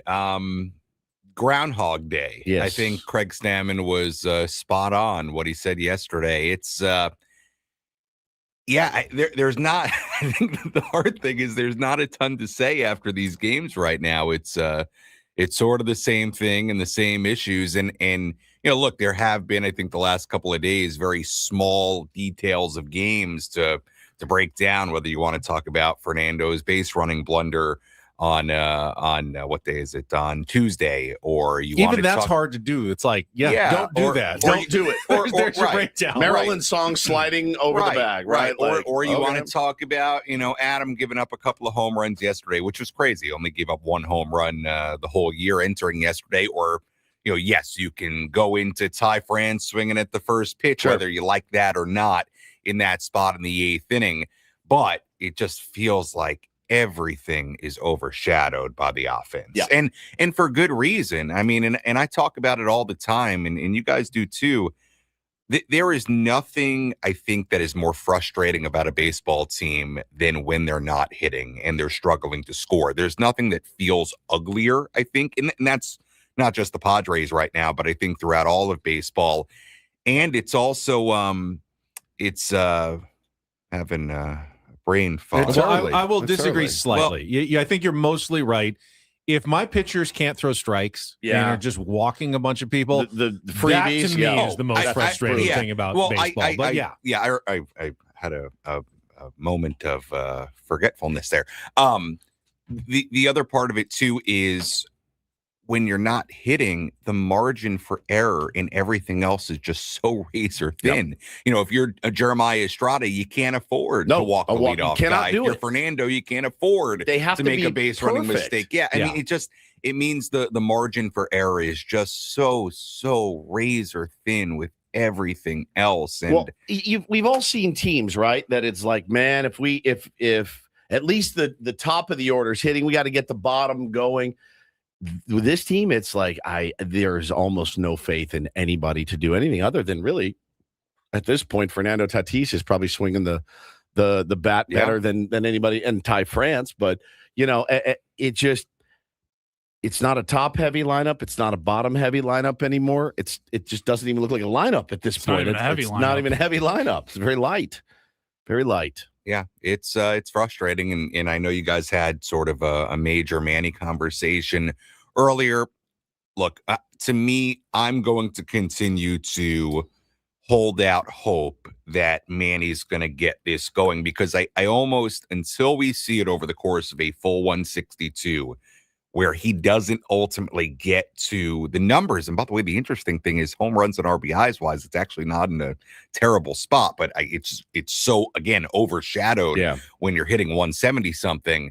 Look, I'm going to hold out hope that he's going to figure this out. If we get to the end of the year and the numbers are what they are, then that's going to be pretty concerning, but we'll see. If you're hitting 170, you better have, if you're Manny Machado, 25 home runs, right? Like you go, oh man, these guys these days, they just don't hit for average anymore. But these sluggers, and he may, the pace he's on. Yeah. He's got 10. So it sucks. I love Manny, but he's a $40 million player. It can't happen. It just can't happen this way. Sammy, we brought up the numbers earlier this hour, and I'm always the guy who tends to want to be patient and have some perspective. But it's hard not to argue that the Freddie Fermin trade has been pretty disastrous. Yep. The Padres needed catching help last year. I get that, but they gave up a lot. 2 starting pitchers who have both done some good things to the Kansas City Royals. Fermin has just done nothing. And now that Ethan Salas is, coming on in the minor leagues, I mean, you got Fermin control, 4 years of control of Freddie Fermin.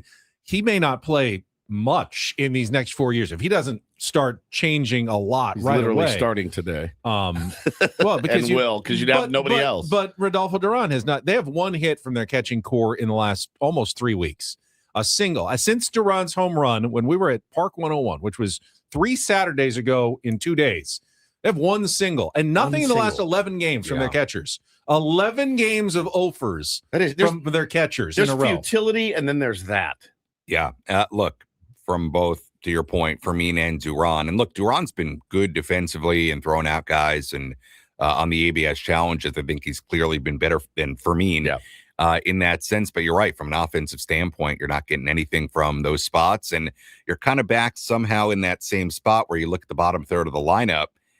There's not a whole lot going on down there between, Fermin and Duran or Song. And obviously you had guys Song doesn't have a hit in 2 weeks. Yeah, I mean, you had guys like Castellanos down there. Obviously that won't happen anymore. Now you've got, Jace Bowen and those types Bryce of guys Johnson's down starting there. today. Yeah, I mean, you're not getting a whole lot from the bottom third. And make no mistake, that is certainly part of the reason in an overall sense why they've lost 8 of 9. And it's been a really rough stretch is the fact that your big guys still aren't firing on all cylinders, and you're not getting as much production from the other guys, the Andujars and even Gavin Sheets. And those guys carried us to so many wins. Absolutely. Early in the season. They've I think the Padres have lost 4 consecutive 1-run games. Yeah.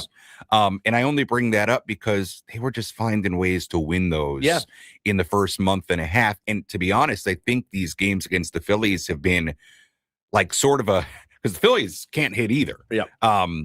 They've been kind of a good example of sort of, I don't know if you want to put it as the luck running out on the Padres, but just the danger of living in these close games because these games have been all super low scoring and tight. It's remarkable. They've combined these two teams for 23 runs total in the 5 games between them, and the Phillies have won them all. I mean, crazy, all these games are super, super close, but the Phillies are finding ways, and when you're living in these really low-scoring, tight games, and if you don't get the big moments late to figure out a way to go win them, it's a tough way to live, and I think we're seeing the other side of it right now. Yeah, Woods brought up an interesting point that Kyle Schwarber and Manny Machado are the same age, but Schwarber doesn't have to play the field. I mean, what toll is that taking on Manny? Right now the field is the only place you're getting, production out of Manny Machado. And I thought you made a good point earlier, actually. And again, I'm so hesitant to even start this conversation on Manny until we get to the end of the year. But you make a good point, whether it's DHing more or a position change or reworking who he is a little bit, which sounds crazy for a guy that's been as consistent as Manny. If this season doesn't improve dramatically, you do wonder a little bit of, okay, is Manny Machado going to have to get back in the lab a little bit and figure out what am I going to look like as a player for my age 34 to 40 seasons? And he's on contract through all of that with the San Diego Padres. So it's a good point. And I do, I know people are frustrated with Manny right now, but I do have faith that he is a savvy, smart enough baseball player where he's not only going to figure it out this year in a sense. I mean, it's getting to a point where it may be difficult to pull himself all the way out of it, but that he will figure this out one way or another to continue being productive. But obviously it has not looked particularly pretty right now. Well, Sammy, I hope that just for your sake that maybe you get a 4-2 game or, something different today. So it's not Groundhog Day. Padres, they're facing another tough customer in Zach Wheeler. Can I quickly just, I was watching you on the news last night and I was really thinking about this. You did a fabulous job. I really want to say, I really admire all 3 of you. Oh, thank you, Samuel. For all different reasons. Quickly. Thank you. Stephen Woods. Yes. So your life, your marriage, you have a wonderful wife, 2 beautiful kids, came a little bit later in life. I'm sort of heading towards that same trajectory. I'm in my 30s now. I'm not particularly close to getting married and kids. Maybe it'll come at some point, but it looks like it'll be a little bit later for me, probably. No hurry. Yeah. Right? Love it. Yeah. Ben Higgins. I mean, steady Eddie, baby. Yeah, steady, hardest worker, news, sports, radio. The guys, weather soon. I mean, it's unbelievable. And then Paul Reindl, another, hard worker, the glue of this show. Yep. I think. I mean, what is Ben and Woods without Paulie? His tireless work, his creativity. Yes. Again, very steady guy, It's a great steady personality. show. Very steady show. It's not too up and all down. three of you. I can pull things away from all three of you that Thank you, Samuel. I'm admire. blushing deeply. now. Yeah, I thank don't you like for, compliments. I'll very make sure. much. Watching I'll make last sure to night, get you your Venmo after this. Congratulations to the New York Knicks on Yeah. victory. How big of a Knicks fan were you growing up? We were such a big baseball family. My dad really wasn't into football, wasn't too much into basketball, not hockey at all. And we grew up super close to the Islanders. Yeah. So I like the Knicks. I've got more into it with this team in particular. I've always liked the Knicks, but we were baseball. They haven't given you first. much to be excited about in your life. No. The last time they were leading a finals was the OJ chase. OJ was on day the of the Bronco. OJ chase. Yeah, I mean they're. I will say this, and I always disagree with people on this. The Knicks are huge right now, but this idea that like the Knicks are always number one in New York, I think is overblown. They were really bad for a long time, and I think kind of irrelevant. Yeah, Sammy, Anyway.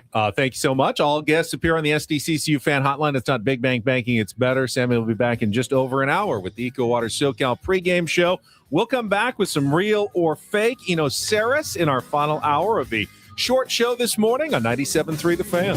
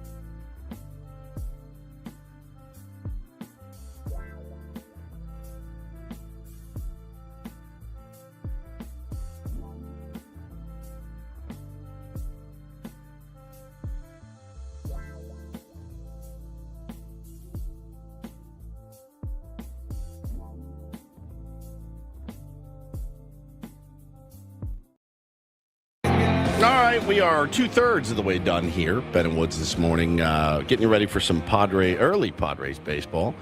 What you choose to do with it is up to you at this point. The game's going to be on. You can, listen here on 97.3 The Fan. You can watch it on television if you're so inclined. I'm probably going to go get some breakfast with my son since it's a little early, Nice. then watch the game, and then I'm playing golf with my dad. Oh, so you're off this today? afternoon. Yes, Oh. I took the day off. How nice for you. Needed a day off. I've been working a lot lately. Burned out? Yeah. I've only played, I haven't really played since I got back from Bandon. That was, almost 4 weeks ago. To be fair, you did play 170 holes. And I've taken my in 3 nice days. little break, but I'm ready now to get back onto the course. So, Woodsy, that's Paul Reindl, executive producer. And Ben Higgins, your friendly neighborhood sports anchor, joins us as well. I, too, am having, I guess you'd call it brunch, wouldn't you, at 11 with Carlos Quentin. Very excited. Going to pick his brain about some baseball stuff. are you going to be ordering a breakfast item or a lunch item? Probably breakfast, to be honest. I'm craving breakfast. I never order the lunch items from the brunch menu. I always order the breakfast items. Yeah. I think breakfast is the superior meal. I do too, always. But I haven't asked you yet. How did your strawberry cream pie go yesterday? Because it's 8:00, and I still haven't heard your boss. It's birthday celebration for the month of June, and you do it at the beginning of the month. And your boss is brought in a cream pie for everyone. Big strawberry cream pie in the break room. What's it? Okay, what's it look like? What's in it? So come enjoy some strawberry cream pie. I don't know where it was procured. Is there I didn't a see crust? the box. It was good. It was one of those graham cracker crumble, very buttery and rich, delicious crusts. And then there was like a layer of like a strawberry pudding layer, and then a layer of like sugared strawberries, and then a whipped cream layer on top. And I have to say, sometimes office desserts can be a little disappointing. Like, it's a grocery store birthday cake. It's like, it's fine, but it's nothing special. This was one of the better desserts that I have had at the office, at least in my life. Was it a homemade cream pie? I don't think it was homemade. It looked like it came from some sort of bakery somewhere. But it was a good cream pie. But, You ever had a bad cream pie? I tried to be haven't. very responsible. No. I went in, the email came out and said, hey, we've got, cream pie in the break room. It was celebrating all the birthdays. Right. So I did what, I usually do, is be discreet for like 4 minutes, because you don't want to be the first person to rush in fat after boy. the email. So Fat I boy get in there with your plate. and, about a quarter of it's gone. A couple of people have already gone in. You also don't want to be too late, though. No, you don't want to be too late. And so you get the remnants. That email hits your inbox. I took Here I come. I took a very reasonable, smallish slice, like nothing huge, and took it back to my desk, and I started eating it, and it was delicious. And about 2 hours later, I started thinking, I wonder if there's any more, because I didn't bring. So one cream pie wasn't enough. I didn't bring dinner with me. Pies. So I went back 2 hours later, and it was still sitting there. It was mostly gone, but you know how those pies can just get mangled in the work. So I just kind of scooped up from different sections and gave myself. It was pretty much just a big mess of like pie, a pile of pie, cream. Yeah. And I had a second helping of that. It was no longer pie shaped, but it tasted delicious. Oh, I've never cared ever. It doesn't really matter. I mean, never cared what my pie looks like on the plate. Triangular wedge I don't even is care. gorgeous, but at some point you realize you want it all mixed up together anyway. 100%. So. I have break it up. I've never. It's been so long since I've had a piece of pie that actually stayed in form. Like stayed in shape. Well, and if it falls for apart, Instagram, who cares? you want to take a nice picture of I don't to post eat it, my food. If really it's matter. fresh, like hot, it's nearly impossible. It's almost impossible. Hey, can you? I just made this pie. We have to wait 45 minutes for it to set. Absolutely not. I will eat it as is All right, guys, now. the pie just came out of the oven. We're gonna eat it tomorrow. Although, forget it. If you have like like an apple pie, like a normal apple pie with a crust, and you cut it into it too quickly, and then all the it just oozes out, and now it's in the pie tin. You do have to let it sit. Yeah. So you do have to let it gel a little bit, or you're not going to get any of the pie in your scoop. I still don't care. The crust. I still don't care. I'm all the the worst pie at innards that. are just like sitting there. It doesn't matter if it's pie. It doesn't matter what kind of food it is. It could be pizza. It could be, I'm trying to think of like a lasagna. If you cut that, that's before true. That's miserable. But I am so bad at that. I'm just like, it's ready. It's out of the oven. It's hot. I don't want it to cool down. I want to eat it now. Yeah, like the pumpkin pies, those keep their shape. I'm talking mostly like the fruit filling pies, the Do they cream have cheese. pumpkin cream pies? I don't know if A there's pumpkin pie is essentially a pumpkin cream pie. I mean, you're adding some sort of dairy to it to make it set, right? Yeah, I think so. Eric wants to know: are we only talking about pie? What about cake? Well, obviously, cake keeps its shape. It does, but the problem sometimes the problem with cake is at the office they'll have the one, like whatever that cake cutter thing is, and then once you start cutting it, and then the frosting then gets stuck on it, and it just ends up becoming like a bigger and bigger mess until there's more cake on the serving tool than there actually is getting onto your plate. Transcript says brownies are ready. Let them cool. Nah, 100%. I'm deep in that thing. It's like it's just hot fudge at that point. The other thing I learned too, I've gotten pretty good at finally pan searing and oven finishing a steak, and it is so ridiculously important to let it get to let it thaw, not thaw, but before you put it in, You got to take it out and get it to room temperature. get it to room temp, which is excruciating because it takes a long time. Then after you cook it, you got to let it sit. Rest. You got to let it rest. You got to let the juices seize back up a little bit, or once you cut it out, you'll lose all the juiciness. You don't want to ever lose the juiciness. Ever. Never. But that's good. So you enjoyed your strawberry? It was probably one of my favorite work desserts I've ever had. Now I am. Yeah. I'm fiending. I am a sucker for. You could put a turd in a graham cracker crust, and I could probably get it down. That was a good graham cracker with the crust. crumbles on top. I mean, I can probably get it down. That's a nice workplace that you're at. Your boss bringing cream pies in for everyone. It's great. I wonder what pastry Adam's going to bring in for us today. True. Yesterday's muffins were good. He set a precedent. Yeah. And now I'm going to require it at least once a week. We don't even have any wings to There's look no forward wings to to look at 9 forward to. What are we just going to have to starve today? I guess.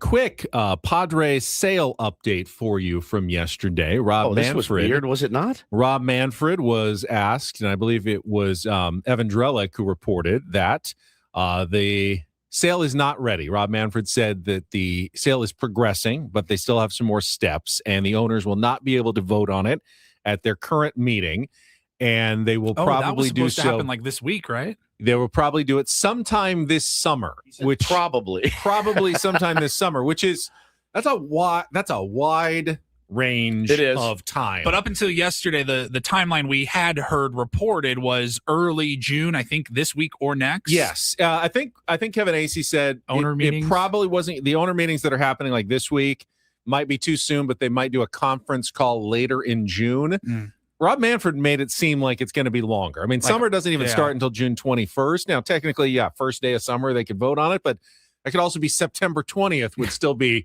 technically the summer. And he said, as Woods pointed out, probably. So can I ask a practical question? If the first day of summer is June 21st, why are my kids getting out of school on June 8th? I think we should follow the rules here. Should we not? Well, they go back to school well before September 21st, though. Oh, they will. Yes. Yeah, So that's all right. I'll give on you the that. back end of that, I'll give you that. You'll be okay. I don't know if this is going to, if it is delayed at all, if it's going to affect much.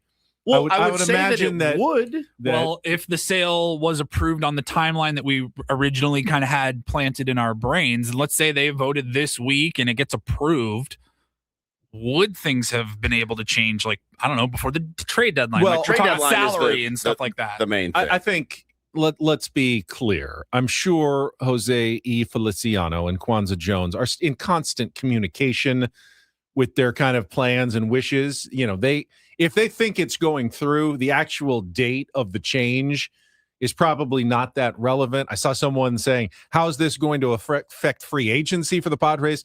my answer to that would be probably not at all, because I doubt there's going to be no free agents until probably February or March. Well, also there's no baseball next year with a lockout. So even if there is, a CBA that is reached eventually, there's not. This is going to be the quietest offseason in terms of signings. Major League Baseball since the last lockout. Major League Baseball's like, hey, we know our offseason already is terrible and excruciating.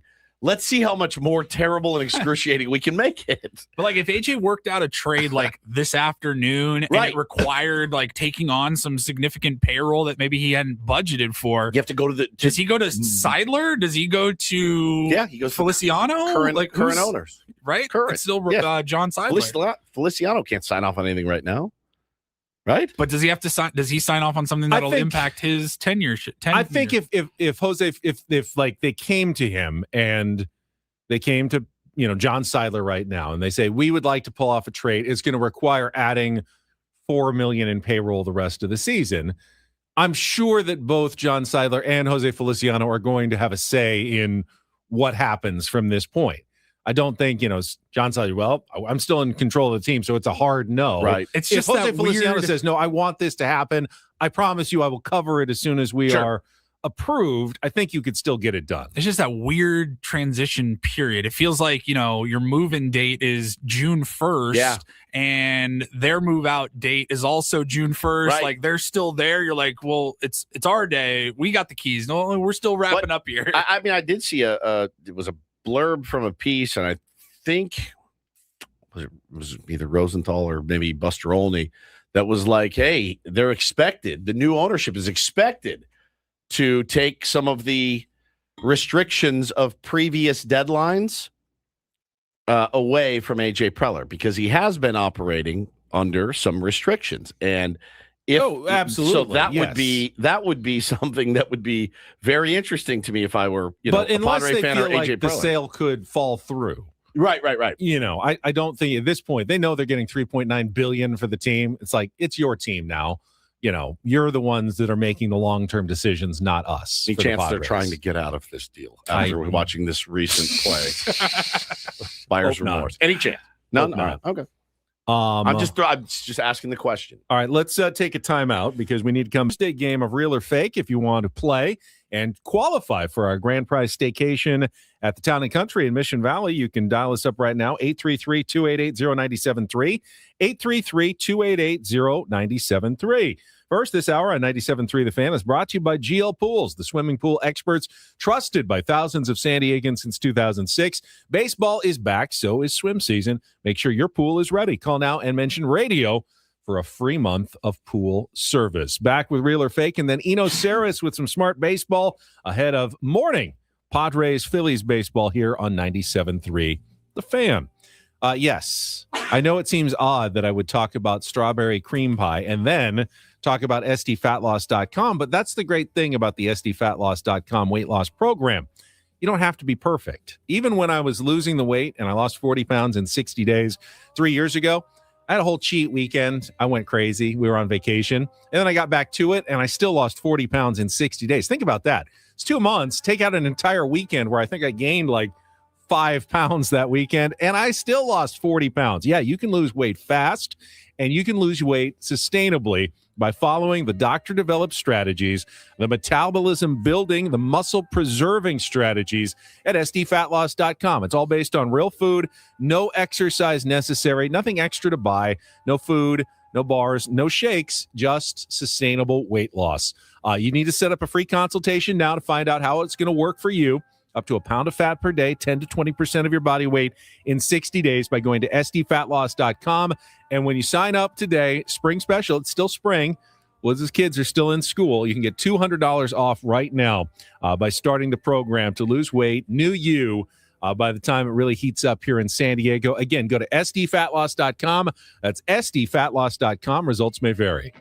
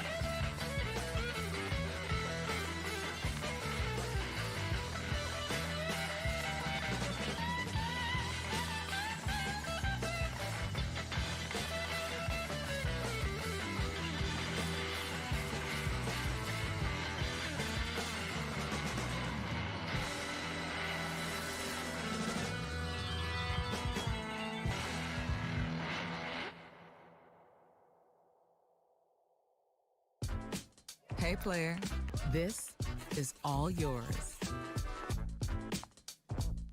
This room with this view. This speakeasy with this cocktail. Hey, could you make that too? The spa with this. Ah. And this pool on this roof. This is all for you. The all-new Hamul Casino Resort, now open.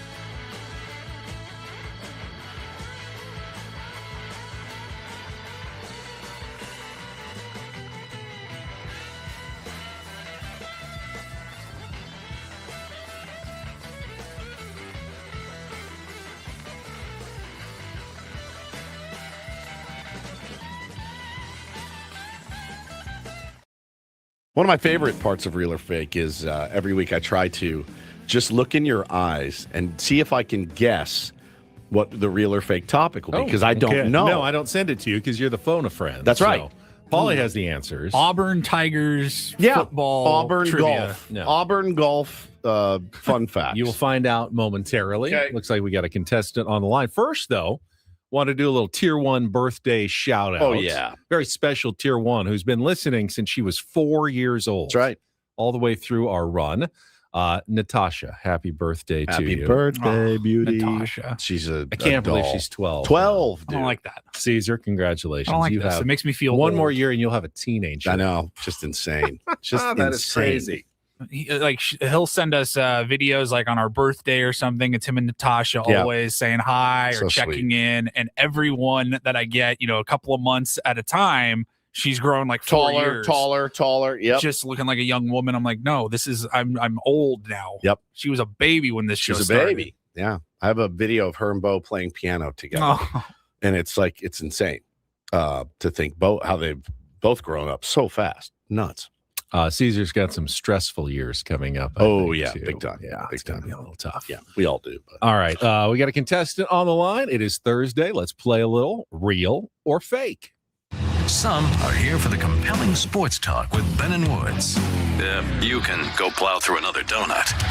It's time for Real or Fake on 97.3 The Fan. Tell the people what they'll win today. The people, in this case, Johnny, has a chance to qualify for our new grand prize. It is a staycation at the Town and Country Resort in Mission Valley, along with a $250 food and beverage credit. Work on your resting vacation face this summer at Town and Country Resort. 3 pools and a 4-story water slide named Twister. Make Town and Country a family favorite. Rates start at $199 per night exclusively for fan listeners. Just go to towncountry.com/thefan to book now. Johnny, good morning to you. How are you? Good morning, boys. How you doing? Good, man. We're good. Woods doesn't know what the topic is. He's about to find out. First, Take on Woods / Real or Fake, brought to you by Bay Alarm, security and fire alarms for every business. We got you. All right, Woods, you're always telling us about your Cox, but let's see if you really know your own cable lineup. Okay. Today on Real or Fake, I will give you a name. You tell me if it's a real network TV channel carried on the Cox Contour preferred cable lineup. I would have never guessed here in it. San Diego. Or a fake I've come up with for today's game. So, Johnny, you need 4 out of 7 right. Real or fake TV networks, essentially. Johnny, I'm a Cox expert, so here we go. All right, let's play round number 1. Well, Johnny, how well do you know Cox? We'll see right now. I live in Temecula, so we don't have. I mean, you know, you Okay. probably have similar channels, but here we go. Round number 1. Aspire, real or fake Cox cable channel. Let's go real. It is real. Very good. Love All right, the that's Aspire one. channel. You hit the Aspire channel. Love it. I think it's like black culture and Yeah. stuff. So, One all of my right, that's favorites. 1. All right, let's go to round number 2, Johnny. Real or fake? Justice Central, real or fake cable network? Justice Central. Sounds made up. It Go does. fake. Fake. That's why I included it. Damn It's it. very made up. Sounds But yeah, so it's one of fake. those court TV type things. But Justice Central is Yeah, you're real. right. 1-1. All right, let's go to round number 3. Lucy, real or fake TV network? Lucy. I know I Love Lucy is like on syndication somewhere all over the place, right? So I'm assuming it's maybe that channel devoted to that. So I'll say real.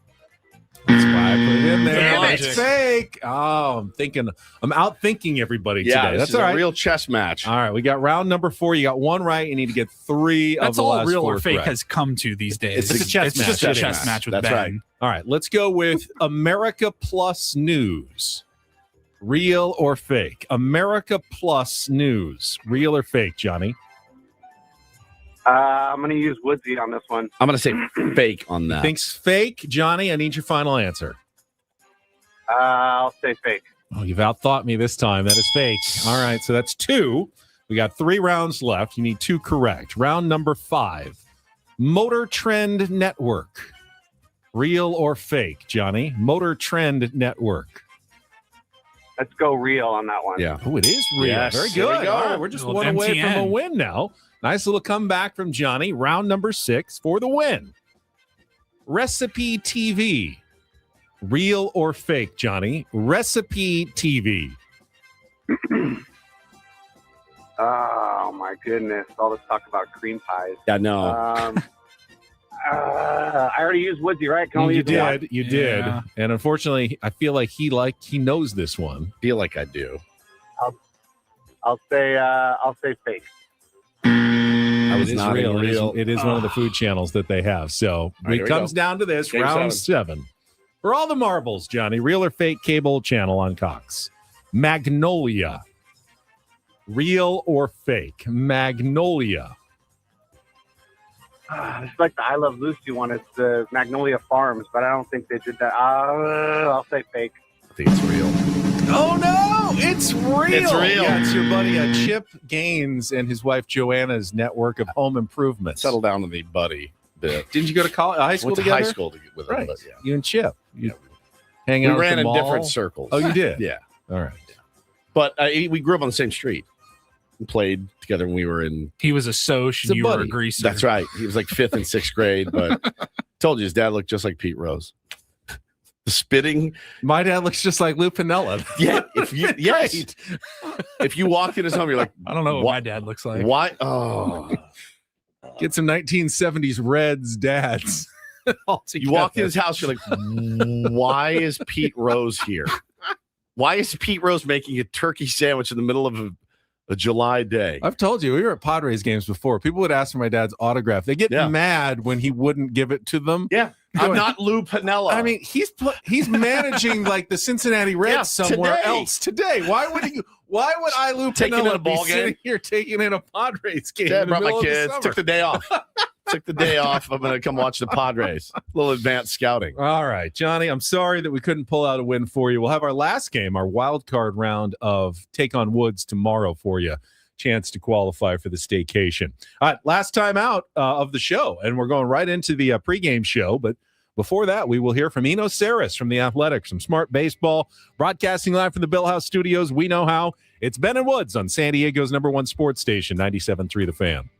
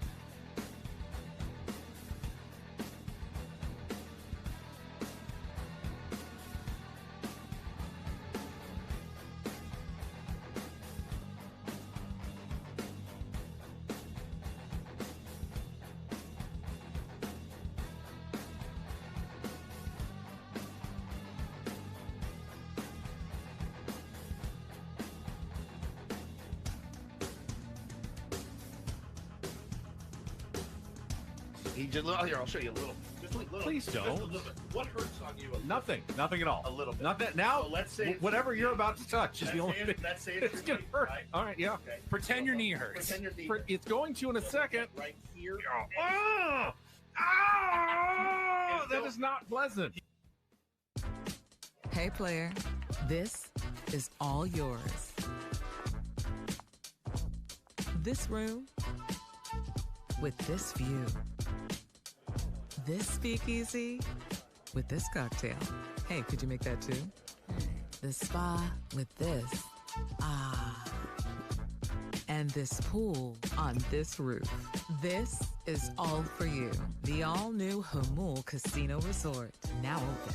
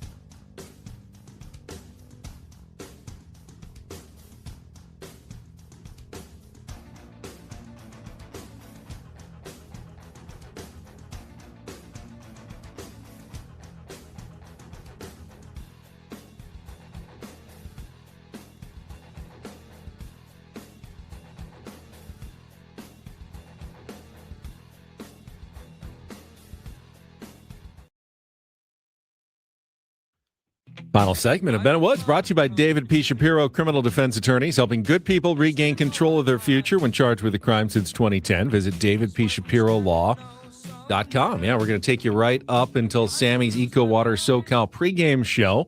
Padres and Phillies. 10:05 first pitch. It will be Zach Wheeler on the mound for the Phillies and Lucas Giolito on the mound for your San Diego Padres. Need a little bit better outing out of Mr. Giolito, as you call him. Today, as opposed to last. You say that as though other people. Giolito. Lucas Giolito. Just feel like we're saying it kind of the same. No, we're not. Giolito. Lucas Giolito.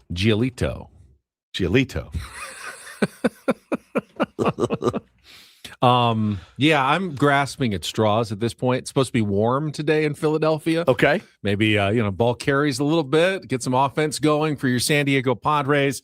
Have no idea if that is true or not, but we will find out this morning at 10 o'clock. And either way, tonight we won't have to worry about it. The game will be over, and one way or the other. And tomorrow we'll talk to Craig Stammen about all of it as the Padres open a new homestand against the New York Mets tomorrow night at Petco Park. All right, Paulie, are we ready to go? No, we are not ready to go. We're still tracking down Eno Saris. I wouldn't call into this show if I'm Eno Saris either right now. We can ask him. He has a piece. Yeah, exactly. He has a piece about injury-prone MLB organizations. Ooh. Is it bad luck or a system issue? Now, I know Padres fans probably think your team's on there. They're not. They're not one of the teams that have lost anywhere near the most amount of days to the injured list over the last at least 2 or 3 years that they've gone back and kind of looked at that. I'm sure there are things that you can do to try to keep guys healthy, But I think luck is also a huge factor in injuries in Major League Baseball. For sure. I think, and there's also a difference. Like position player injuries, you get hit by a pitch in the face, like Jake Cronenworth, it's not an organizational problem. You get knocked out at first base if you're Luis Arraez last year. Again, not an organizational issue. But is it an organizational issue if you rush that player back onto the field? Just in those cases, if you did, that could be something that you could look at. But yeah, man, luck plays a big part of it. What do you do after the injury? I think is something else entirely. Again, not saying the Padres did anything wrong, but you in ask terms the player, of pitching arms, are you overusing guys? Are you bringing them back too many days? Even if the numbers look good, looking for some patterns there to see what they can kind of glean, because health is one of the most important factors in a successful season. No question. This particular season for the Padres, they lost two key pitchers in Musgrove and Pivetta. I don't think that's what's really damaged their side, though. No. It's offensively, and they've been fairly healthy. Yes, Jake's been out, but for the most part, the guys that you want on the field have been on the field. They just haven't been producing. So you can't really blame injuries for any of the struggles that we've seen lately for the San Diego Padres. I guess Luis Camposano being out has actually been surprisingly impactful. Massively, for the Padres for these last 3 weeks or so. They could definitely use his bat in the lineup, especially how little they've gotten from the catching position. We've discussed that on the show this morning, but we will see. Still no Eno, huh? Just can't track him down. Not answering. Maybe you forgot. It's that time of season where he did text me back. He did. Well, earlier when I said, "Hey, this he's morning." still good. So, got distracted, moved on to something else. Okay. I like that he retweeted the Joey Votto video. Did you see that yesterday going around? Joey Votto was ahead of the game, wasn't it? When it came to, I just never believe anything Joey Votto says anymore. It's true. I'm with you. But apparently in 2015, so that 10 years ago, he hired an analytics specialist on his own to map pitcher stuff, umpire tendencies, and was all to help benefit him at the plate and better control the strike zone. He slashed 320, 449, and 577 in the years he mentioned using the data. So, again, you think of Joey Votto, it's an old school baseball player, man. Hit it where they ain't, right? No, it's not. It's not gut and feel. It's him knowing how to use those numbers to his advantage and being really good at controlling his bat and his bat path and his pitch selection. And you can see that it was smart because every team now uses that and far more data, I'm sure, than Joey Votto was using. Just like Tony Gwynn was the only player in Major League Baseball the only one who watched video the only one of pitchers and his own swing. And which is crazy. He had to do that on his own. Mike Howder, who was a photographer at Channel 10 for many years that I worked with, was Tony's video guy and would record the games and set up a cart, like an AV cart for Tony with a TV and a VCR so he could go back and look and watch the video. And it seems so obvious now why that was such a benefit for Tony Gwynn. Yeah. You can analyze pitchers. You can analyze your own swing. You go, I didn't realize I was doing that. Games weren't on TV as ubiquitously as they are today. You might not get to see yourself very often as a Major League Baseball player in the 1980s, but he used that as an advantage. It's great. It's crazy that no one in baseball was like, hey, with the advent of the camcorder or, cameras that are more mobile, you didn't need the big giant TV setup. With the advent of that, why don't we record our guys at bats so they can see what they look? It's crazy that it had to be a player. It seems so obvious now, but it wasn't. It was revolutionary back at the time. Yeah. Training was revolutionary, back nutrition at the time. Nutrition. And it all seems so obvious now. It really does. Really. You really thought that I think it was Mudd. They were joking about how pitchers would prepare for a start. He said they'd sit in their locker with a cigarette and the crossword puzzle. Yeah. And they would do get in the right headspace for their start. Not analyzing the lineups and the hitter tendencies and who they're going to be facing. No. Cigarette, and a crossword puzzle. Yeah, And that's it's so how guys prepared for their starts that day. Matt says it's super funny how resistant some Padres fans are to players using tech, citing old schools the right way, then pointing to Gwynn as the guy. He was pushing the tech boundaries then. And, you think about, are there analytically driven teams that are terrible? Yeah, there are, because you still have to execute. But the Dodgers are like one of the most. Every team's analytically driven now. Correct. To a certain extent. But you know what I'm saying? Like they need they go above and beyond. The really good teams go above and beyond. And it's just, do the players, can they consume it to make it work for them? And we've gone even beyond that. I mean, biomechanics, we get the PLNU Padres biomechanics lab, where they're trying to find, well, what is the next advantage that's going to seem obvious to us in 10 years that no one's doing right now, that we can figure out, because it only helps you if you do it before everybody else. Correct. If you're just catching up with everybody, well, then you're competing against teams that are doing the same thing. You're not giving yourself any advantage. You have to be on the cutting edge and try to figure out what that next thing is before everybody else gets to that next thing. Precisely. I saw the Padres trying something new this year. I don't think we've really talked about it. I tweeted about it the other day. The Padres have been, at least in my mind, much more aggressive in throwing over to first base, using their 2 disengagements and not worried so much. The first couple of years when they had the new rules, teams were like afraid to throw over the second time because it was then, now they can just steal freely.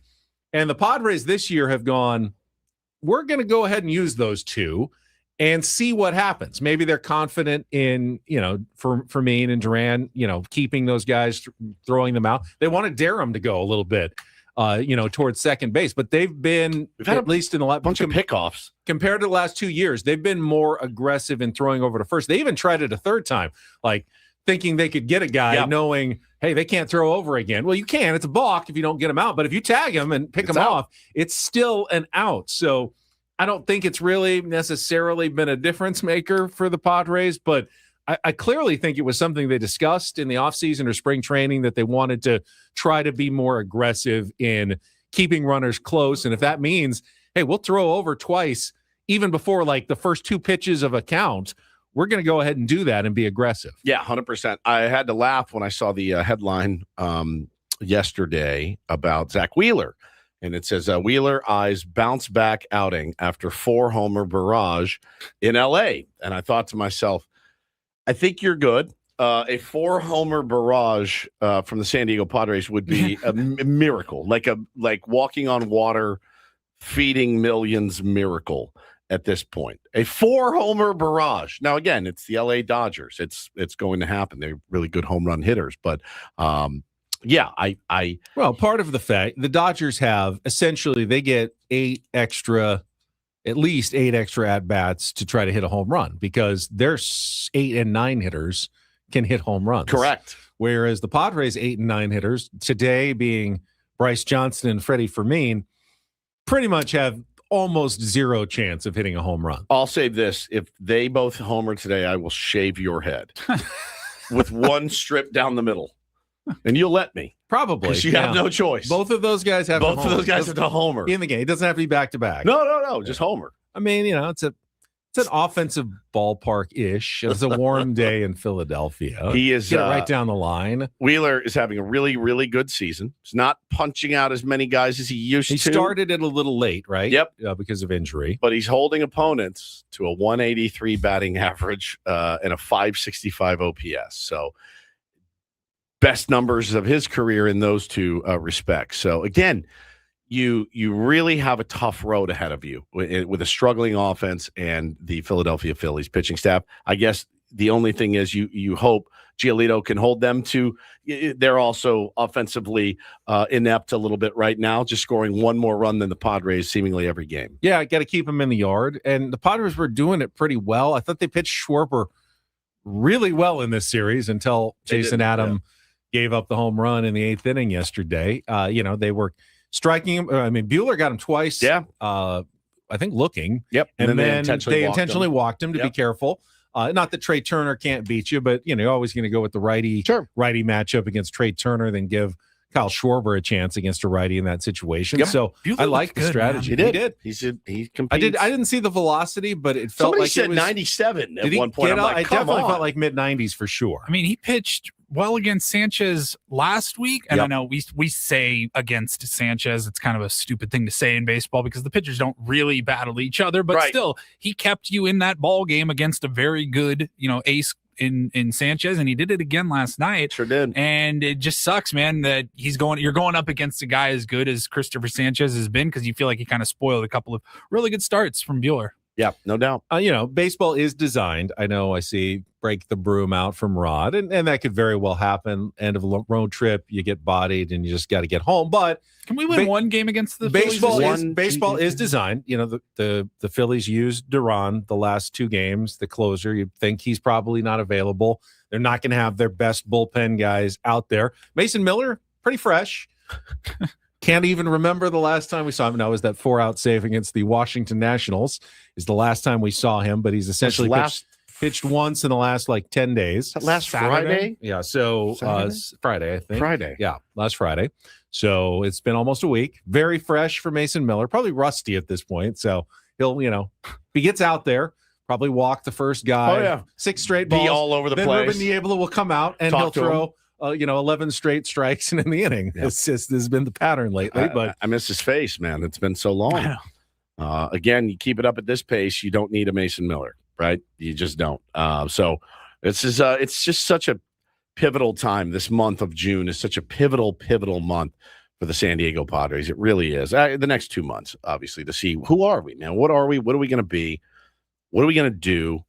You'd hate to go just every article I'm seeing is like, Padres connected to Scooble. I'm like, for what? Yeah, I know. For what right now?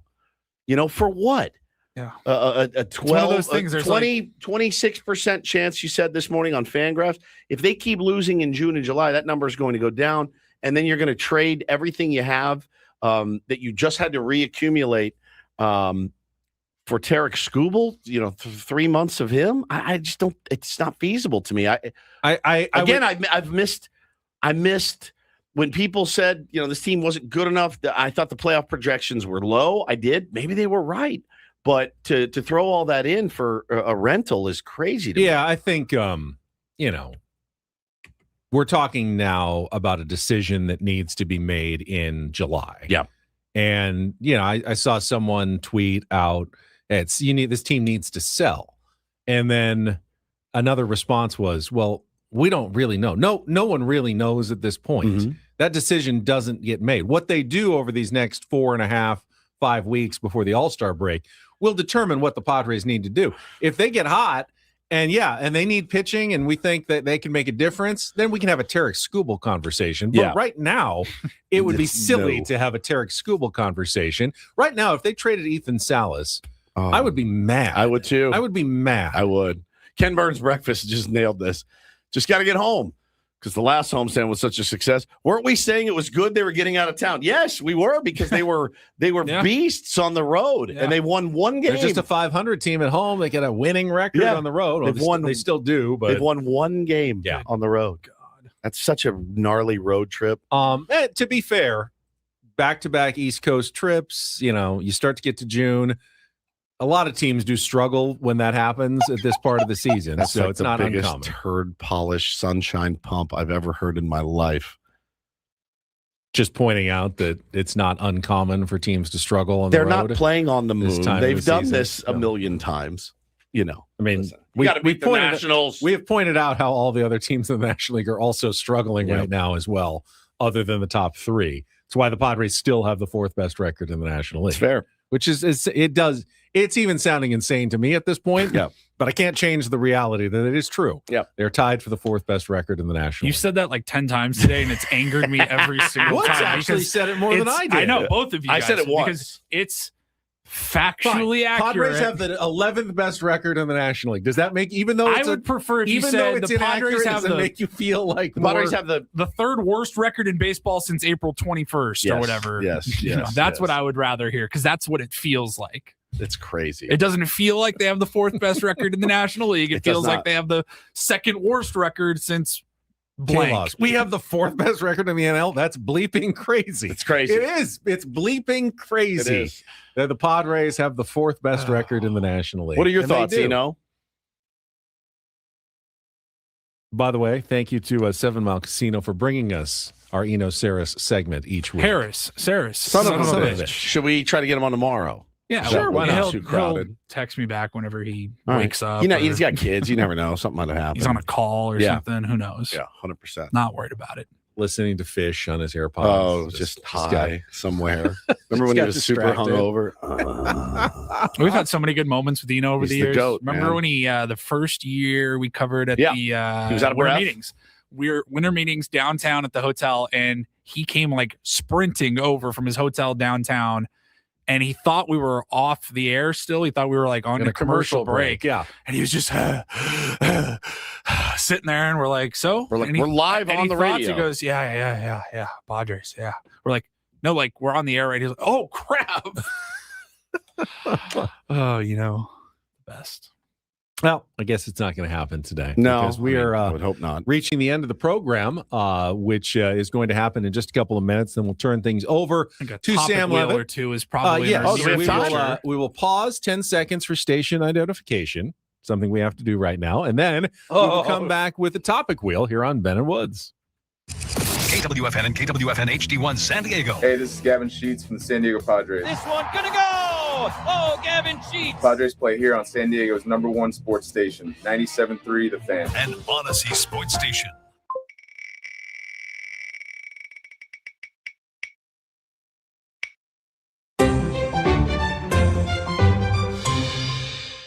Topic Will asks, what is something to you that defines maturity? I feel like the topic wheel has been getting harder. It has, and it's been getting more existential. Well, we've been doing it for several years, and we've gone through all of the Topics. is a hot dog a sandwich? It's true. And now we've gotten to these really. Is What is the cereal meaning really of a life? soup?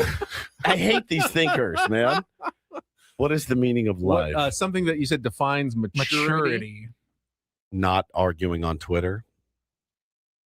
For me, Do you see this? It's finally happening. Chairman Mao? receding hairline, a Chairman Mao haircut. Gray hairs, yeah.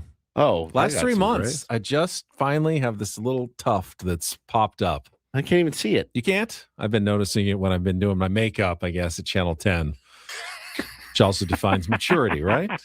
Putting on I your hope you makeup get before work every day. I hope you get the Paulie Walnuts wing hair because he had a little Chairman Mao going too.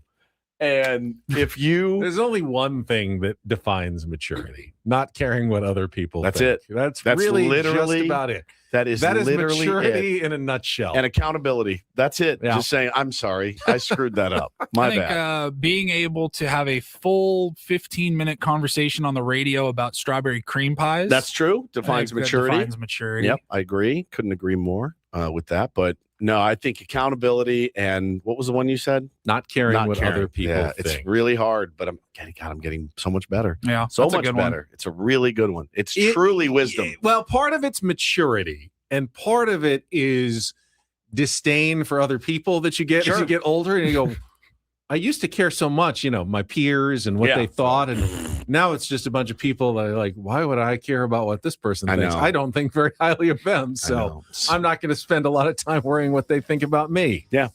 I think very Exactly highly right. of Sammy Levitt. He I do works very too. hard. Great He's got dude. that same Groundhog Day job that we've got to Yep. talk about the San Diego Padres, but he does it well, and he'll be stepping in momentarily for the Eco Water SoCal Padres pregame show. We will be back tomorrow at 6 a.m. It'll be a Management Report Friday. We will talk to Craig Stammen, win or lose. For Paul Reindl, Stephen Woods, I'm Ben Higgins. Have a great rest of your Thursday. Good luck to the Padres here on 97.3 The Fan.